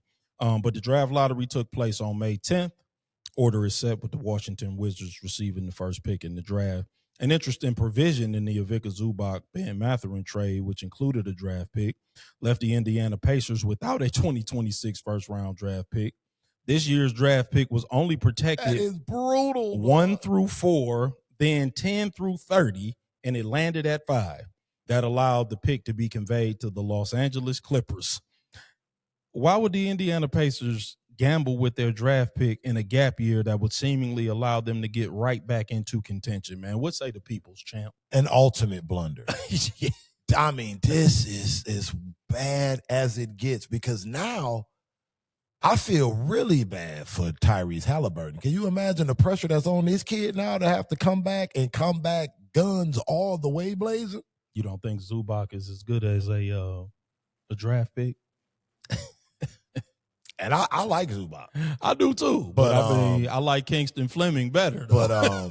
But if we talking about, because didn't Indiana have a worse record in the league, or something like that? It had to be if they weren't, they were like the second worst. Yeah, team. It had to be close. So I mean, yeah, if you talking about Zubac or Caleb Wilson, right? So get the hell out of here, Zubac. Are you kidding me? I'll get the winners and losers in a second, but Indiana they were at least in the top 4. Okay, they were in the top 4. I want to say the top 3. Yeah, worst records. I mean, their record was awful. Yeah, I think they might have been only behind Washington. Maybe. I mean, because there's another team that honestly might have lost even more. Really? And theirs might have been more based off of luck. Who was that now? Sacramento. Oh yeah. They don't have a pick either? No, they have a pick. But they was tied with Utah, and then a coin flip is what gave them each their odds. And so basically a coin flip decided that they weren't going to be number 2. They were going to be number 7. Oh, wow. So unfortunate that they foiled Sacramento's plans of ruining the young, promising career of another player. What the hell is Sacramento going to do with a high draft pack other than make him want to off himself after 3 years? Hell? I mean, Sacramento's a joke, dude. So I have a couple of questions for y'all about the draft lottery. And Wagler dodged the bullet. Yeah, dude. Like Sacramento had a grand plan. Like, once we get our guy, watch out. Man, please. So, as you said, the top 4, Washington, Utah, Memphis, and Chicago. Yep. I think Washington has a decision to make at 1. Yes. And I think they can go thorough ways. And that just depends on what they want to do with the rest of their team construction as well. So the first question I have is, what do y'all think Washington should do? So let me, because okay. I got another topic that it actually deals with that. So my question is, before I get, because I'll get to that. But AJ Debinca, he is. Let me just read my little spiel. Because another story coming out of the draft lottery surrounds presumptive number 1 pick AJ Debinca. Debinca, who attended both Utah Prep and BYU, has a strong affinity for the state of Utah, driven by an appreciation for the state's quote uncrowded unquote feel. He specifically denoted the welcoming environment in the city of Provo. So my question was going to be, should the Wizards pass on him purposely and allow Utah to get the superstar that they so desperately need, seeing that he loves the state and frankly finding someone that wants to live in Utah and actually has superstar potential is a rarity. So that was going to be my question, because what's that city's name again? Provo. Yeah. Show me the hoes in Provo. Why in the world does this man want to go to Provo, Utah? He been in Utah since high school, because he went to Utah Prep, then he went to BYU. Again, I say he's been there for 2 years. So he did his last year of high school, and then his year at BYU there. But I will say that his family did move out there as well. Yeah, his family. His family's out there. No, he like it. He really has an affinity. I'm reporting the news, bro. So, don't shoot the messenger. I'm not. I'm just asking, should the Wizards, in light of that, either go with Peterson or another prospect that they like and just kind of let him go? Or should they make a deal with Utah and stuff and say, look, man, give us the number 2 pick and maybe a future first round pick, and we'll give you the number 1 pick so you can take Debinca, since he likes to be in Utah. And let's be real, y'all ain't gonna ever sign a free agent star or nothing like that. This kid got superstar potential and he wants to be in Utah. Like, that's like, when is that ever gonna happen again? Yeah, well, I think Washington is in a fortunate situation, which is exactly why they're gonna do everything they can to screw this up. You almost killed me, man. But if there was ever a draft where you could comfortably trade the number 1 pick. Yeah. And, be like, you know what? We've got some other options. Correct. Yeah. This would more than likely be the draft. The kid loves Utah. Give me the 2 pick. I promise you, if there is a team that will find a way to foobar this situation, it will be the Washington Wizards. Just watch for it. I don't know how they're going to do it. No, you might be right. But they'll find a way. I think what you say now? I think with Washington, I think their decision is going to come down to what they want to do with Trae Young, and if they believe Darren Peterson is going to get the cramping issue under control, and if he can be a plus defender next to Trae Young. What they going to do with Gingerbread Man Davis? I mean, so I feel like either he's either going to be the third option, or he's going to be traded at the trade deadline. And I feel like he's going to be 310 at the club. So, and this is why I say I think they have to figure out if Peterson might be an option, because there's not a lot of people in the league who you can pencil in for 25 and 10 on a nightly basis. Yeah. Right. And you can do that with Trae Young. Defense notwithstanding, because we know how that feels. And I think that's why you have to decide what Peterson brings on that end of the floor, because I don't think you want to put yourself in a position where you're so far behind defensively. Right. I can go with that. I think if you're going to trade, I mean, if they do the right thing and they do the swap with Utah, if you're keeping Anthony Davis, I think you get Caleb Wilson at number 2. And you just say, all right, AD, we're going to keep you here for another year. School this kid up. Yeah. And, we'll work out something for you in the off season and send you somewhere you want to be so you can squeak out 3 more years, get a check, and maybe compete for somebody. And honestly speaking, I mean, at least as far as number 1 is concerned, I wouldn't put Cam out of the running. I wouldn't put Caleb Love out of the running. Nope. I think it's just going to be hard for those top 4 to differentiate themselves, because I think off the back of what a lot of basketball podcasters who played in the NBA have been talking about a lot this spring, I think a lot of them are not going to see each other in workouts. Mm-hmm. Yeah. And so they not going to give the other players a chance to prove it. Yeah. So I think Utah has the easiest decision. They just have to, whatever happens at 1, and we can just pick BPA at that point. Right. I think the draft starts at 3. Yeah. And I think Memphis has a real decision that they have to make. I don't know what they do with that decision, because now you have the 3rd pick. Now you can end up with a Cam. You can end up with a Caleb Love. You can possibly the draft combine was good for the state of Michigan, but right. I just want to mention Darius and his measurements, because he measured out favorably to Dame when he was coming into the league. So, and when I read that, it made a lot of sense, because it's like I can see Darius having a similar type of impact on the league as a Dame, not in the same way, same play style or anything. I feel like he can have that type of impact on the team and whatnot. So I think Memphis is going to have to make a decision at 3. I think what the Clippers do at 5 is going to be interesting. Yes, I agree. And then I also like Atlanta having the 8th pick as well. I think they're going to add another piece as well. And then I think, OKC, if I'm Yaxo, I'm hoping that I fall to 14 and I go to OKC. I mean, yeah, that would be insane. And then it seemed like, and to go back to what we asked after the national championship game, it might look like that might be the best Michigan team ever, because you might have a whole front court that goes in the lottery. Yeah. Because Mara tested well yesterday. Rez tested well yesterday. So I think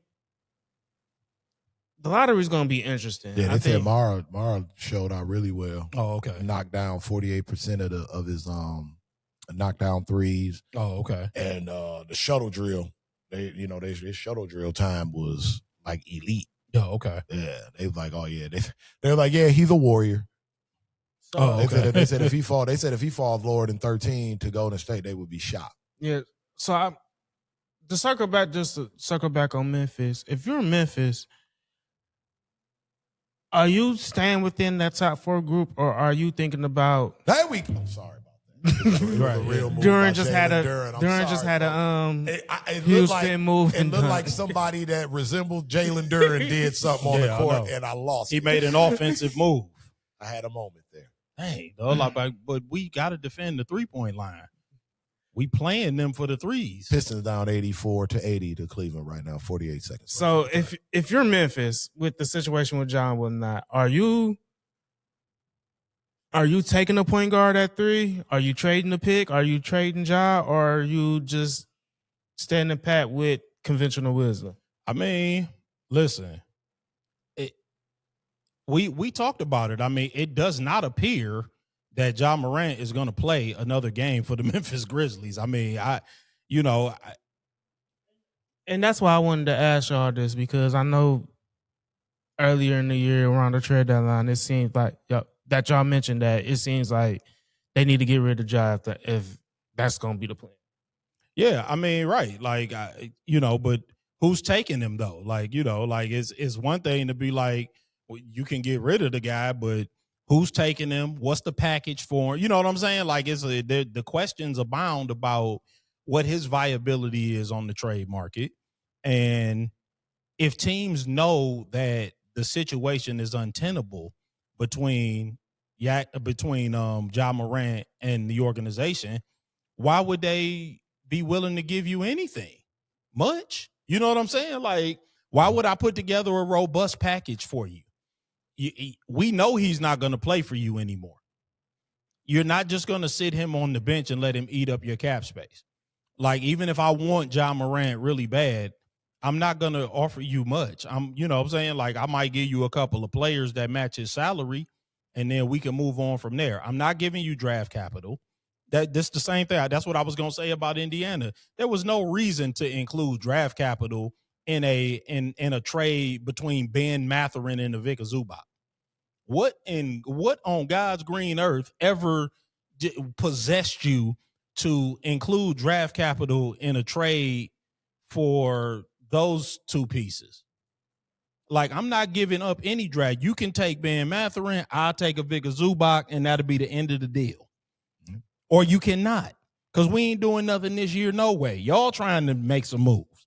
Y'all was, they was trying to play their way into the playoffs. I ain't trying to do nothing.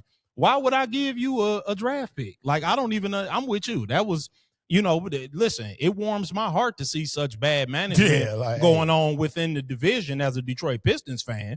But, yeah, I mean, Trajan Langdon should be trying to work with, the Indiana Pacers all off season. Fleece them off. Exactly, yeah. Like, what else they got? But, yeah, I don't know what's out there for Ja, but it's probably clear that he's not going to play. If he's not going to play for their organization again, I would draft Darius Acuff.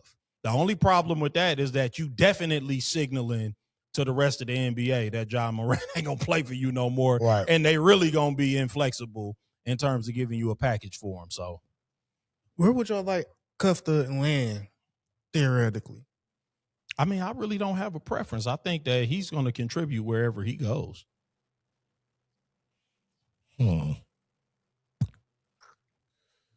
Not Sacramento. I was just about to say that's like I'm not even going to project that out loud. Yeah, you're right. We're not even going to give power to that. Oh, because I don't think he's going to fall any lower than probably 7. Right, which is right where they are. Oh God. Yeah, you just talked it up. I tried to say it's unfortunate because a team that I think he will be a good fit in, which is Atlanta, is the 8th pick. Yeah, Atlanta would be great. Like, I would love to see him in Atlanta. But then again, Sacramento ain't serious about winning, man. Yeah. They might pass him up, and if he slides to 8 to Atlanta, that'd be amazing. Yeah, they might take Keaton. They might take Wagler. That's why I said Keaton Wagler might actually slide to because I do think that they might be looking at a point guard because they never really did replace De'Aaron Fox. No. But But I think they might go with Wagler because he a little bit bigger. I think they like them bigger point guards. Wagner only measured like a half inch taller than Aka. Oh, did he? Yeah, I think he measured at 6'2.5" barefoot. Oh, did he? Okay. I thought he was tall. Why I think he was like 6'5"? Because they list him at 6'6". Oh, do they? Yeah, I was gonna say. I thought he was like 6'5", 6'6". Yeah, okay. I think he measured at like I think he was like either like 6'2.5" or like 6'3". But they said the difference between him and A-Cup was not a lot. Phenomenal. Okay. Yeah. So yeah, I was thinking he was bigger than that. But yeah, I would, I think that they probably would opt for Wagler.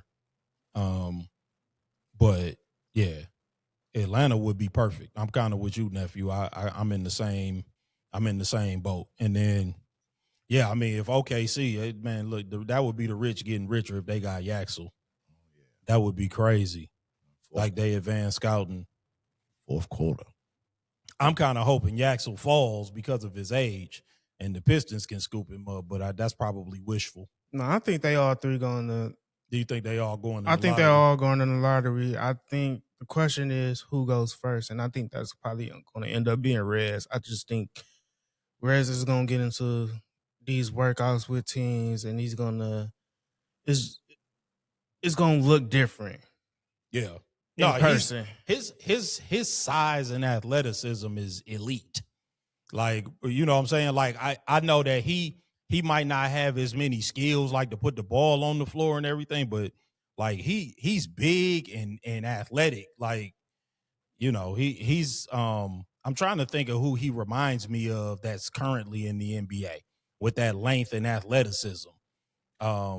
He's not, he kind of like AD, but he's not quite as skilled as Anthony Davis.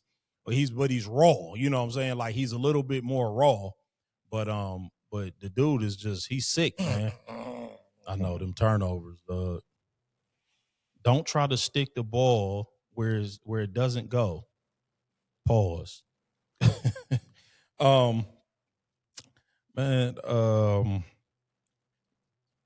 Let's talk about Aaron. Why? Because we got to keep following this story. I'm fascinated. I must admit that I'm fascinated, man. And then, man, we almost done, dog. We gonna do the RIP to Brandon Clark and Jason Collins. Oh man, that was terrible. Yeah, that's. But it was reported that Aaron Rodgers was in Pittsburgh this weekend, but his visit didn't include a meeting with the Steelers. Some people just like to hang out in Pittsburgh for the spring. Paris in spring, Pittsburgh in spring. You heard of it. It was expected that the two sides would meet and discuss the quarterback's future, with Rodgers hopefully making his decision this past Monday. That didn't happen. Good old Appalachia. And currently, there is no timeline for him to provide an answer. Should the Steelers be decisive and pull the plug on the Aaron Rodgers talks, or should they allow him to continue to delay? What say the people's champ?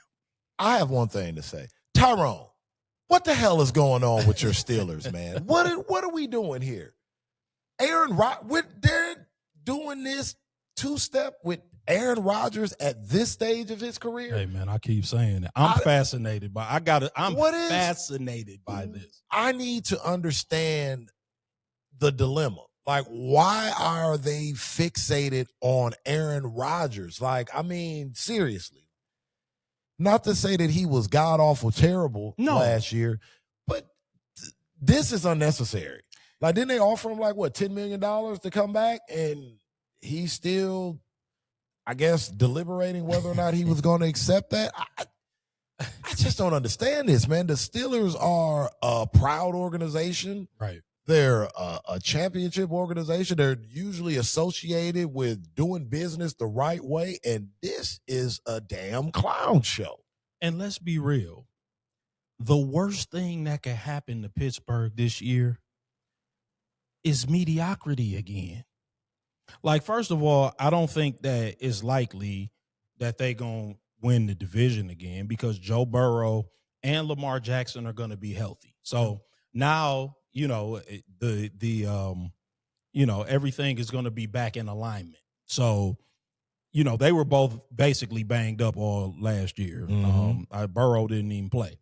So the Steelers likely going to go back to being the third best team in the division. Yeah. And they should want to see what Will Howard or Drew Aller has. I think we know they have nothing, but at least you know what you have for the future. If either one of them is bad, or both of them, with all likelihood they will be, you're positioned well to get one of the multiple quarterbacks that are supposed to be coming out in a very good quarterback draft next season. If on the off chance either one of them is good, then you just know you have a few holes to fill, and you don't have to go into full rebuild mode. But giving this much power to a guy who has seen his best days, it is an affront to the Steelers organization. He's running around like he's Brady after his first year in Tampa. Like, bro, you won us 9 games. You did. He got him the division. You know, like you can't argue with that. But, come on, but right, come on. I listen. I'm fascinated that no, they won the division, but the coach got fired. Like, okay. Yeah, I mean, right, or he stepped away. Yeah, sure. Yeah, I mean, they owed him that. Like, we gonna end it classy. Yeah, but that's what I'm saying. I'm like, I don't understand why they even doing the whole song and dance with Aaron Rodgers. I just don't understand it. What you got, nephew? No, Ty was just saying that the whole situation was a sucker shit nominee. But there you go. That's exactly what it is. Yep. Yeah. That's yes. It's perfect for the sucker shit segment, because I have no idea. Like, he running around like he won them a Super Bowl last year. It's wild. Yeah. He like, yeah, y'all gonna wait on me. Like, and then, like, what's with being in Pittsburgh and not meeting with the team? Like, what was you doing? Running around? Get some of those steel curtain fries or something. Right. Like, what are we doing? Yeah, like, what is it? You would you go check out a Pirates game, though? Like, what are we doing, bro? But at any rate. Hey, the Pirates have a great stadium. They do. Yeah, PNC Park is a beautiful, beautiful park. Yes, I have to attest to that. And then, man, on to more somber news, man, before we close out the show. Brandon Clark and Jason Collins, unfortunately, this past week, the NBA lost a couple of young men. First, Brandon Clark, currently of the Memphis Grizzlies. Paramedics reportedly responded to an emergency call from a home in the San Fernando Valley around dinner time Monday and declared Clark deceased at the scene. He was just 29 years old and a 7-year NBA veteran. Details related to his case continue to be made available, and as more information is confirmed, we will provide updates. So RIP to that young man. Jason Collins, who played 13 years in the NBA, passed away at the age of 47 after a valiant fight against glioblastoma, which is a form of brain cancer. He is, of course, known as being the first openly gay player, and he has a twin brother, Jaron Collins, who also played in the NBA. Thoughts, prayers, loves, and hugs go out to the loved ones of both the Clark and Collins family on behalf of myself and the Everybody Has One family. So I'll take the thoughts of the people's champ if you have any, before we get ready to close this thing out. It's always tough to hear about young men passing away. Even with the was it Jason or Jaron? Jason. Yep. Even with Jason Collins, 47's young, man. That is, that is. Listen, tell me about it. That's no doubt. And then with the Brandon Clark situation, I know there's more details to come, I'm sure. Sure. I don't like some of the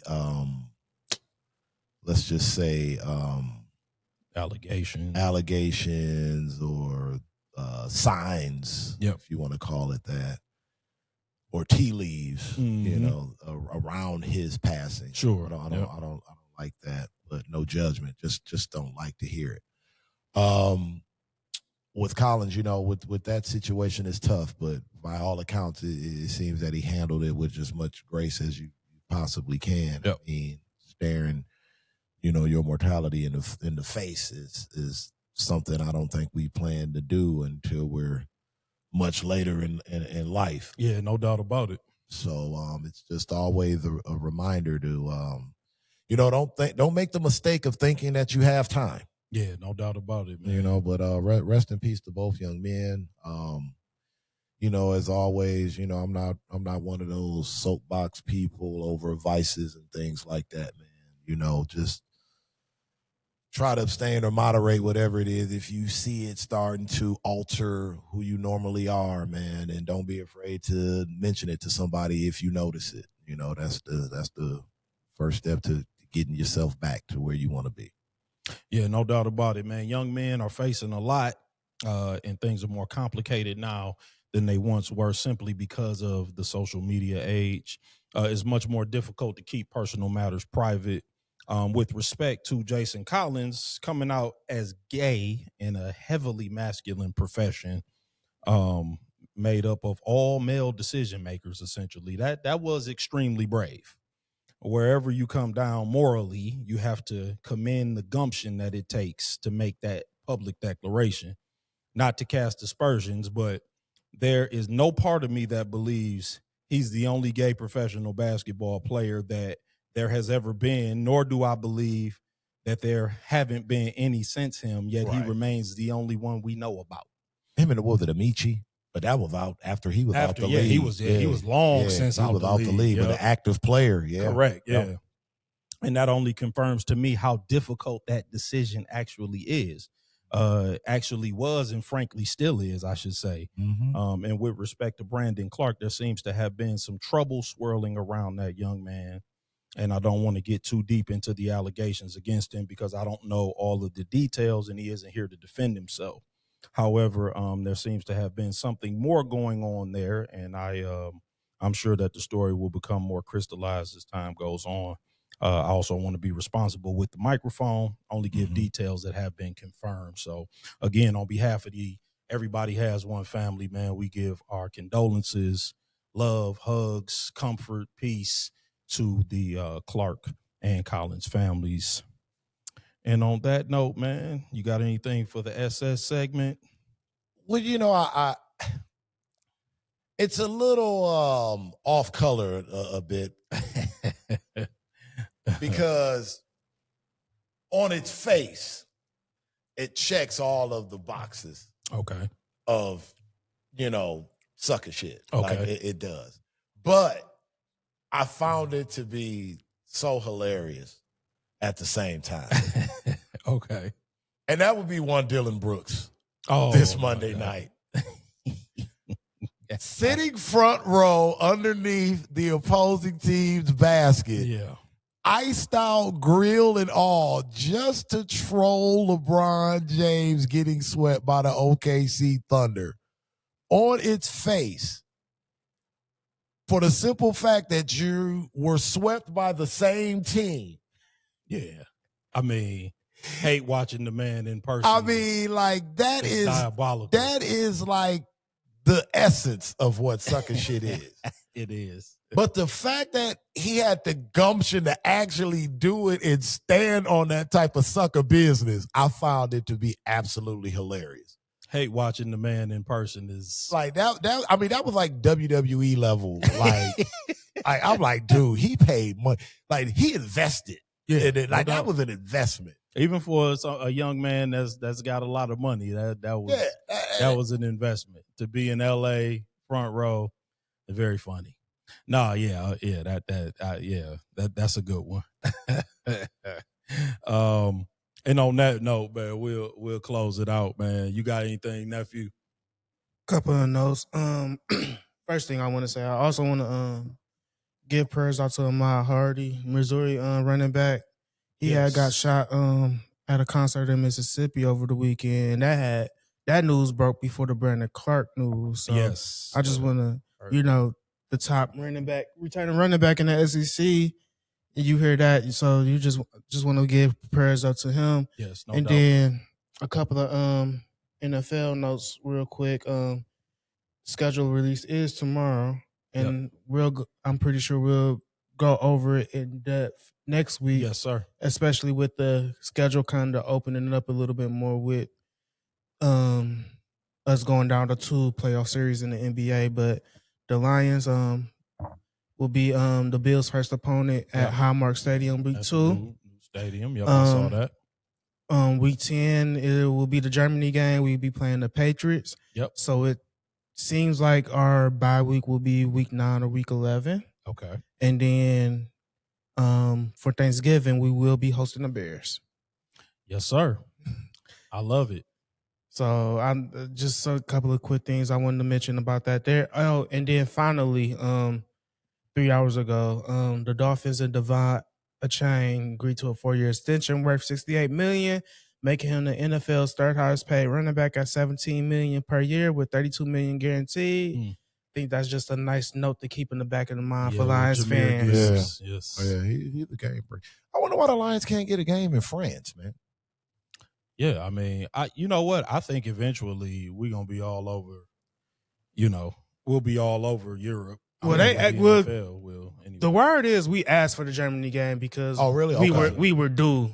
They had a feeling that we were due for an international game, so the organization just went ahead and asked, "Hey, can we play in Germany?" Which, again, when we first heard the announcement about the game, it makes a whole lot of sense. Okay, yeah, I'm with it. I just figured, Detroit, France, eventually it'll happen. Right. But at Munich, I'm with it. Yep. Yeah, I think eventually that the NFL will make it to France. I think they just want to figure out logistically how to make it work so they're not overlapping too close to all the different sites. So you don't want to do the France game right after a London game per se, I would think. Hey, quick question for you guys, because I heard a little bit of it, but I didn't get all the details. Is there anything to this whole NFL games on Saturday? Is that like a nothing burger? Oh yeah. Also on top of that, there will be a game on Thanksgiving Eve this year. Okay. There will be. I ain't mad at that. Yeah. And then, of course, the first game of the year, which will be a Super Bowl rematch officially with the Seahawks and the Patriots, is also on Wednesday. So, again, when we talked about the schedule a couple of months ago, I think we are moving towards that a vision of Wednesday through Monday. Yeah, I think they might go 5 days a week in a minute, man. That's just a lot, man. Like, I because guess they're people gonna watch. That's the thing about it. Like the NFL, we'll watch any. But the NFL, it's like proven, bro. Like that whole thing with the Christmas Day. The NFL is king, bro. They didn't debode Christmas from the NBA in like 1 year. The NFL is king. Yeah, bro. for sure. So right now we have a Wednesday season opener. You have the Thursday game that's going to be in Australia. You have the Wednesday game on Thanksgiving Eve, week 12. You have week 14. You probably gonna have some days there. Then you got week 15, week 17. You're gonna have Saturday games, and then week 16 is gonna be Christmas. So that's Thursday, that's Friday, and that's gonna be Sunday. Yeah, I mean, listen, I'm here for all the NFL. Like, I love NFL football. Yeah, it can't be too many games for me. Right. I'm just concerned about, the players getting banged up. Like, the Lions can't stay, like, as a Lions, we can't stay healthy as it is. Right. I don't want them trying to have us on Sunday and then on Wednesday, because that little stretch of games where they have us play on Thanksgiving, and then they usually have us play they have us play Sunday, Thursday, and then the following Thursday. That's why I think our bye week is going to end up week 11, because week 12 is going to be Thanksgiving, and then week 10 we're going to be in Germany. I think it would be crazy not to have a bye week in between those two games. Yeah, I mean, I hope so. But, yeah, because they've been playing, like, the last 2 years, we've been playing Sunday, Thursday, and Thursday. And typically when you play on Thursday, you're supposed to get the mini bye week. Where you're supposed to not play until the following Sunday because you've already played Sunday. But they done had us playing 3 games in 11 days the past 2 years. And I don't think that's helped our injury situation, even though, right. Who I think the culprit is for our injuries. But we don't need to go into that. 3 games in 11 days, and the first of those games being in Germany. If you don't put a bye in between those two, that's kind of absurd. Yeah, that's absurd. I concur. But I think that's pretty much all I have for y'all. Okay, man. Last thing for me, man, on the local tip. Hey, man, RIP to the book, Pat Caputo, man. Yeah, man, I saw that. Some cathartic listening over the years from that guy. Yeah, man. Yeah, like one of the best baseball men around, man, and I really admire that because we don't do heavy baseball on this show, especially with the Tigers. They've been a little bit disappointing so far this year. We will get into some more baseball as the year progresses, but yeah, man. Yep. R.I.P. Pat Caputo, man. I enjoyed listening to Pat. Real good baseball, man. Real good baseball info. Got a lot of good info from him on the baseball side, but he was pretty well rounded all together. Yeah, he wrote for the Oakland Press for many years, and yep, 57, 67, 67, 67. Yep. So yep, R.I.P. to him. A lot of R.I.P.s, man. Real somber last part of the broadcast, but we appreciate y'all for joining us yet again, man. Meet us back here next Wednesday at around 8:30 or as close as we can get to it. Make sure that y'all continue to like, share, and subscribe. That's Everybody Has the #1 sports podcast on YouTube. That's Everybody Has One spelled out everywhere else. That's Facebook, that's Instagram, that's Threads, that's Twitch, and that's TikTok. The audio version of the podcast is also available on Spotify and Apple Podcasts. And when you subscribe on YouTube, make sure you hit that bell notification. And when you hit that bell notification, make sure that you hit all so that you are notified every single time that we go live, every single time that we post new content, so that you can be in the know, new shorts, new videos. And when you watch those videos, make sure you watch them in their entirety. And when you watch a short, and if you got criticisms of the short, make sure you hit that video link.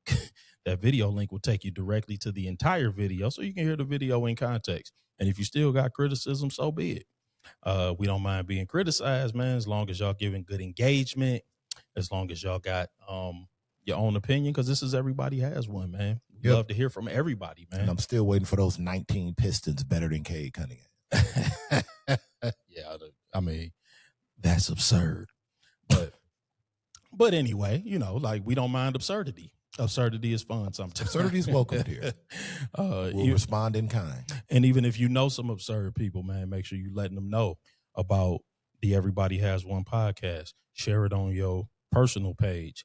Make it public so that you can share it, again, even with the absurd people, with your friends, with your enemies, with your family members, when y'all sitting around chopping it up about sports. Make sure you're letting them know about the Everybody Has One podcast, man. We will see y'all back here next week again at 8:30 p.m. or as close as we can get to it. It's the Everybody Has One podcast. Peace.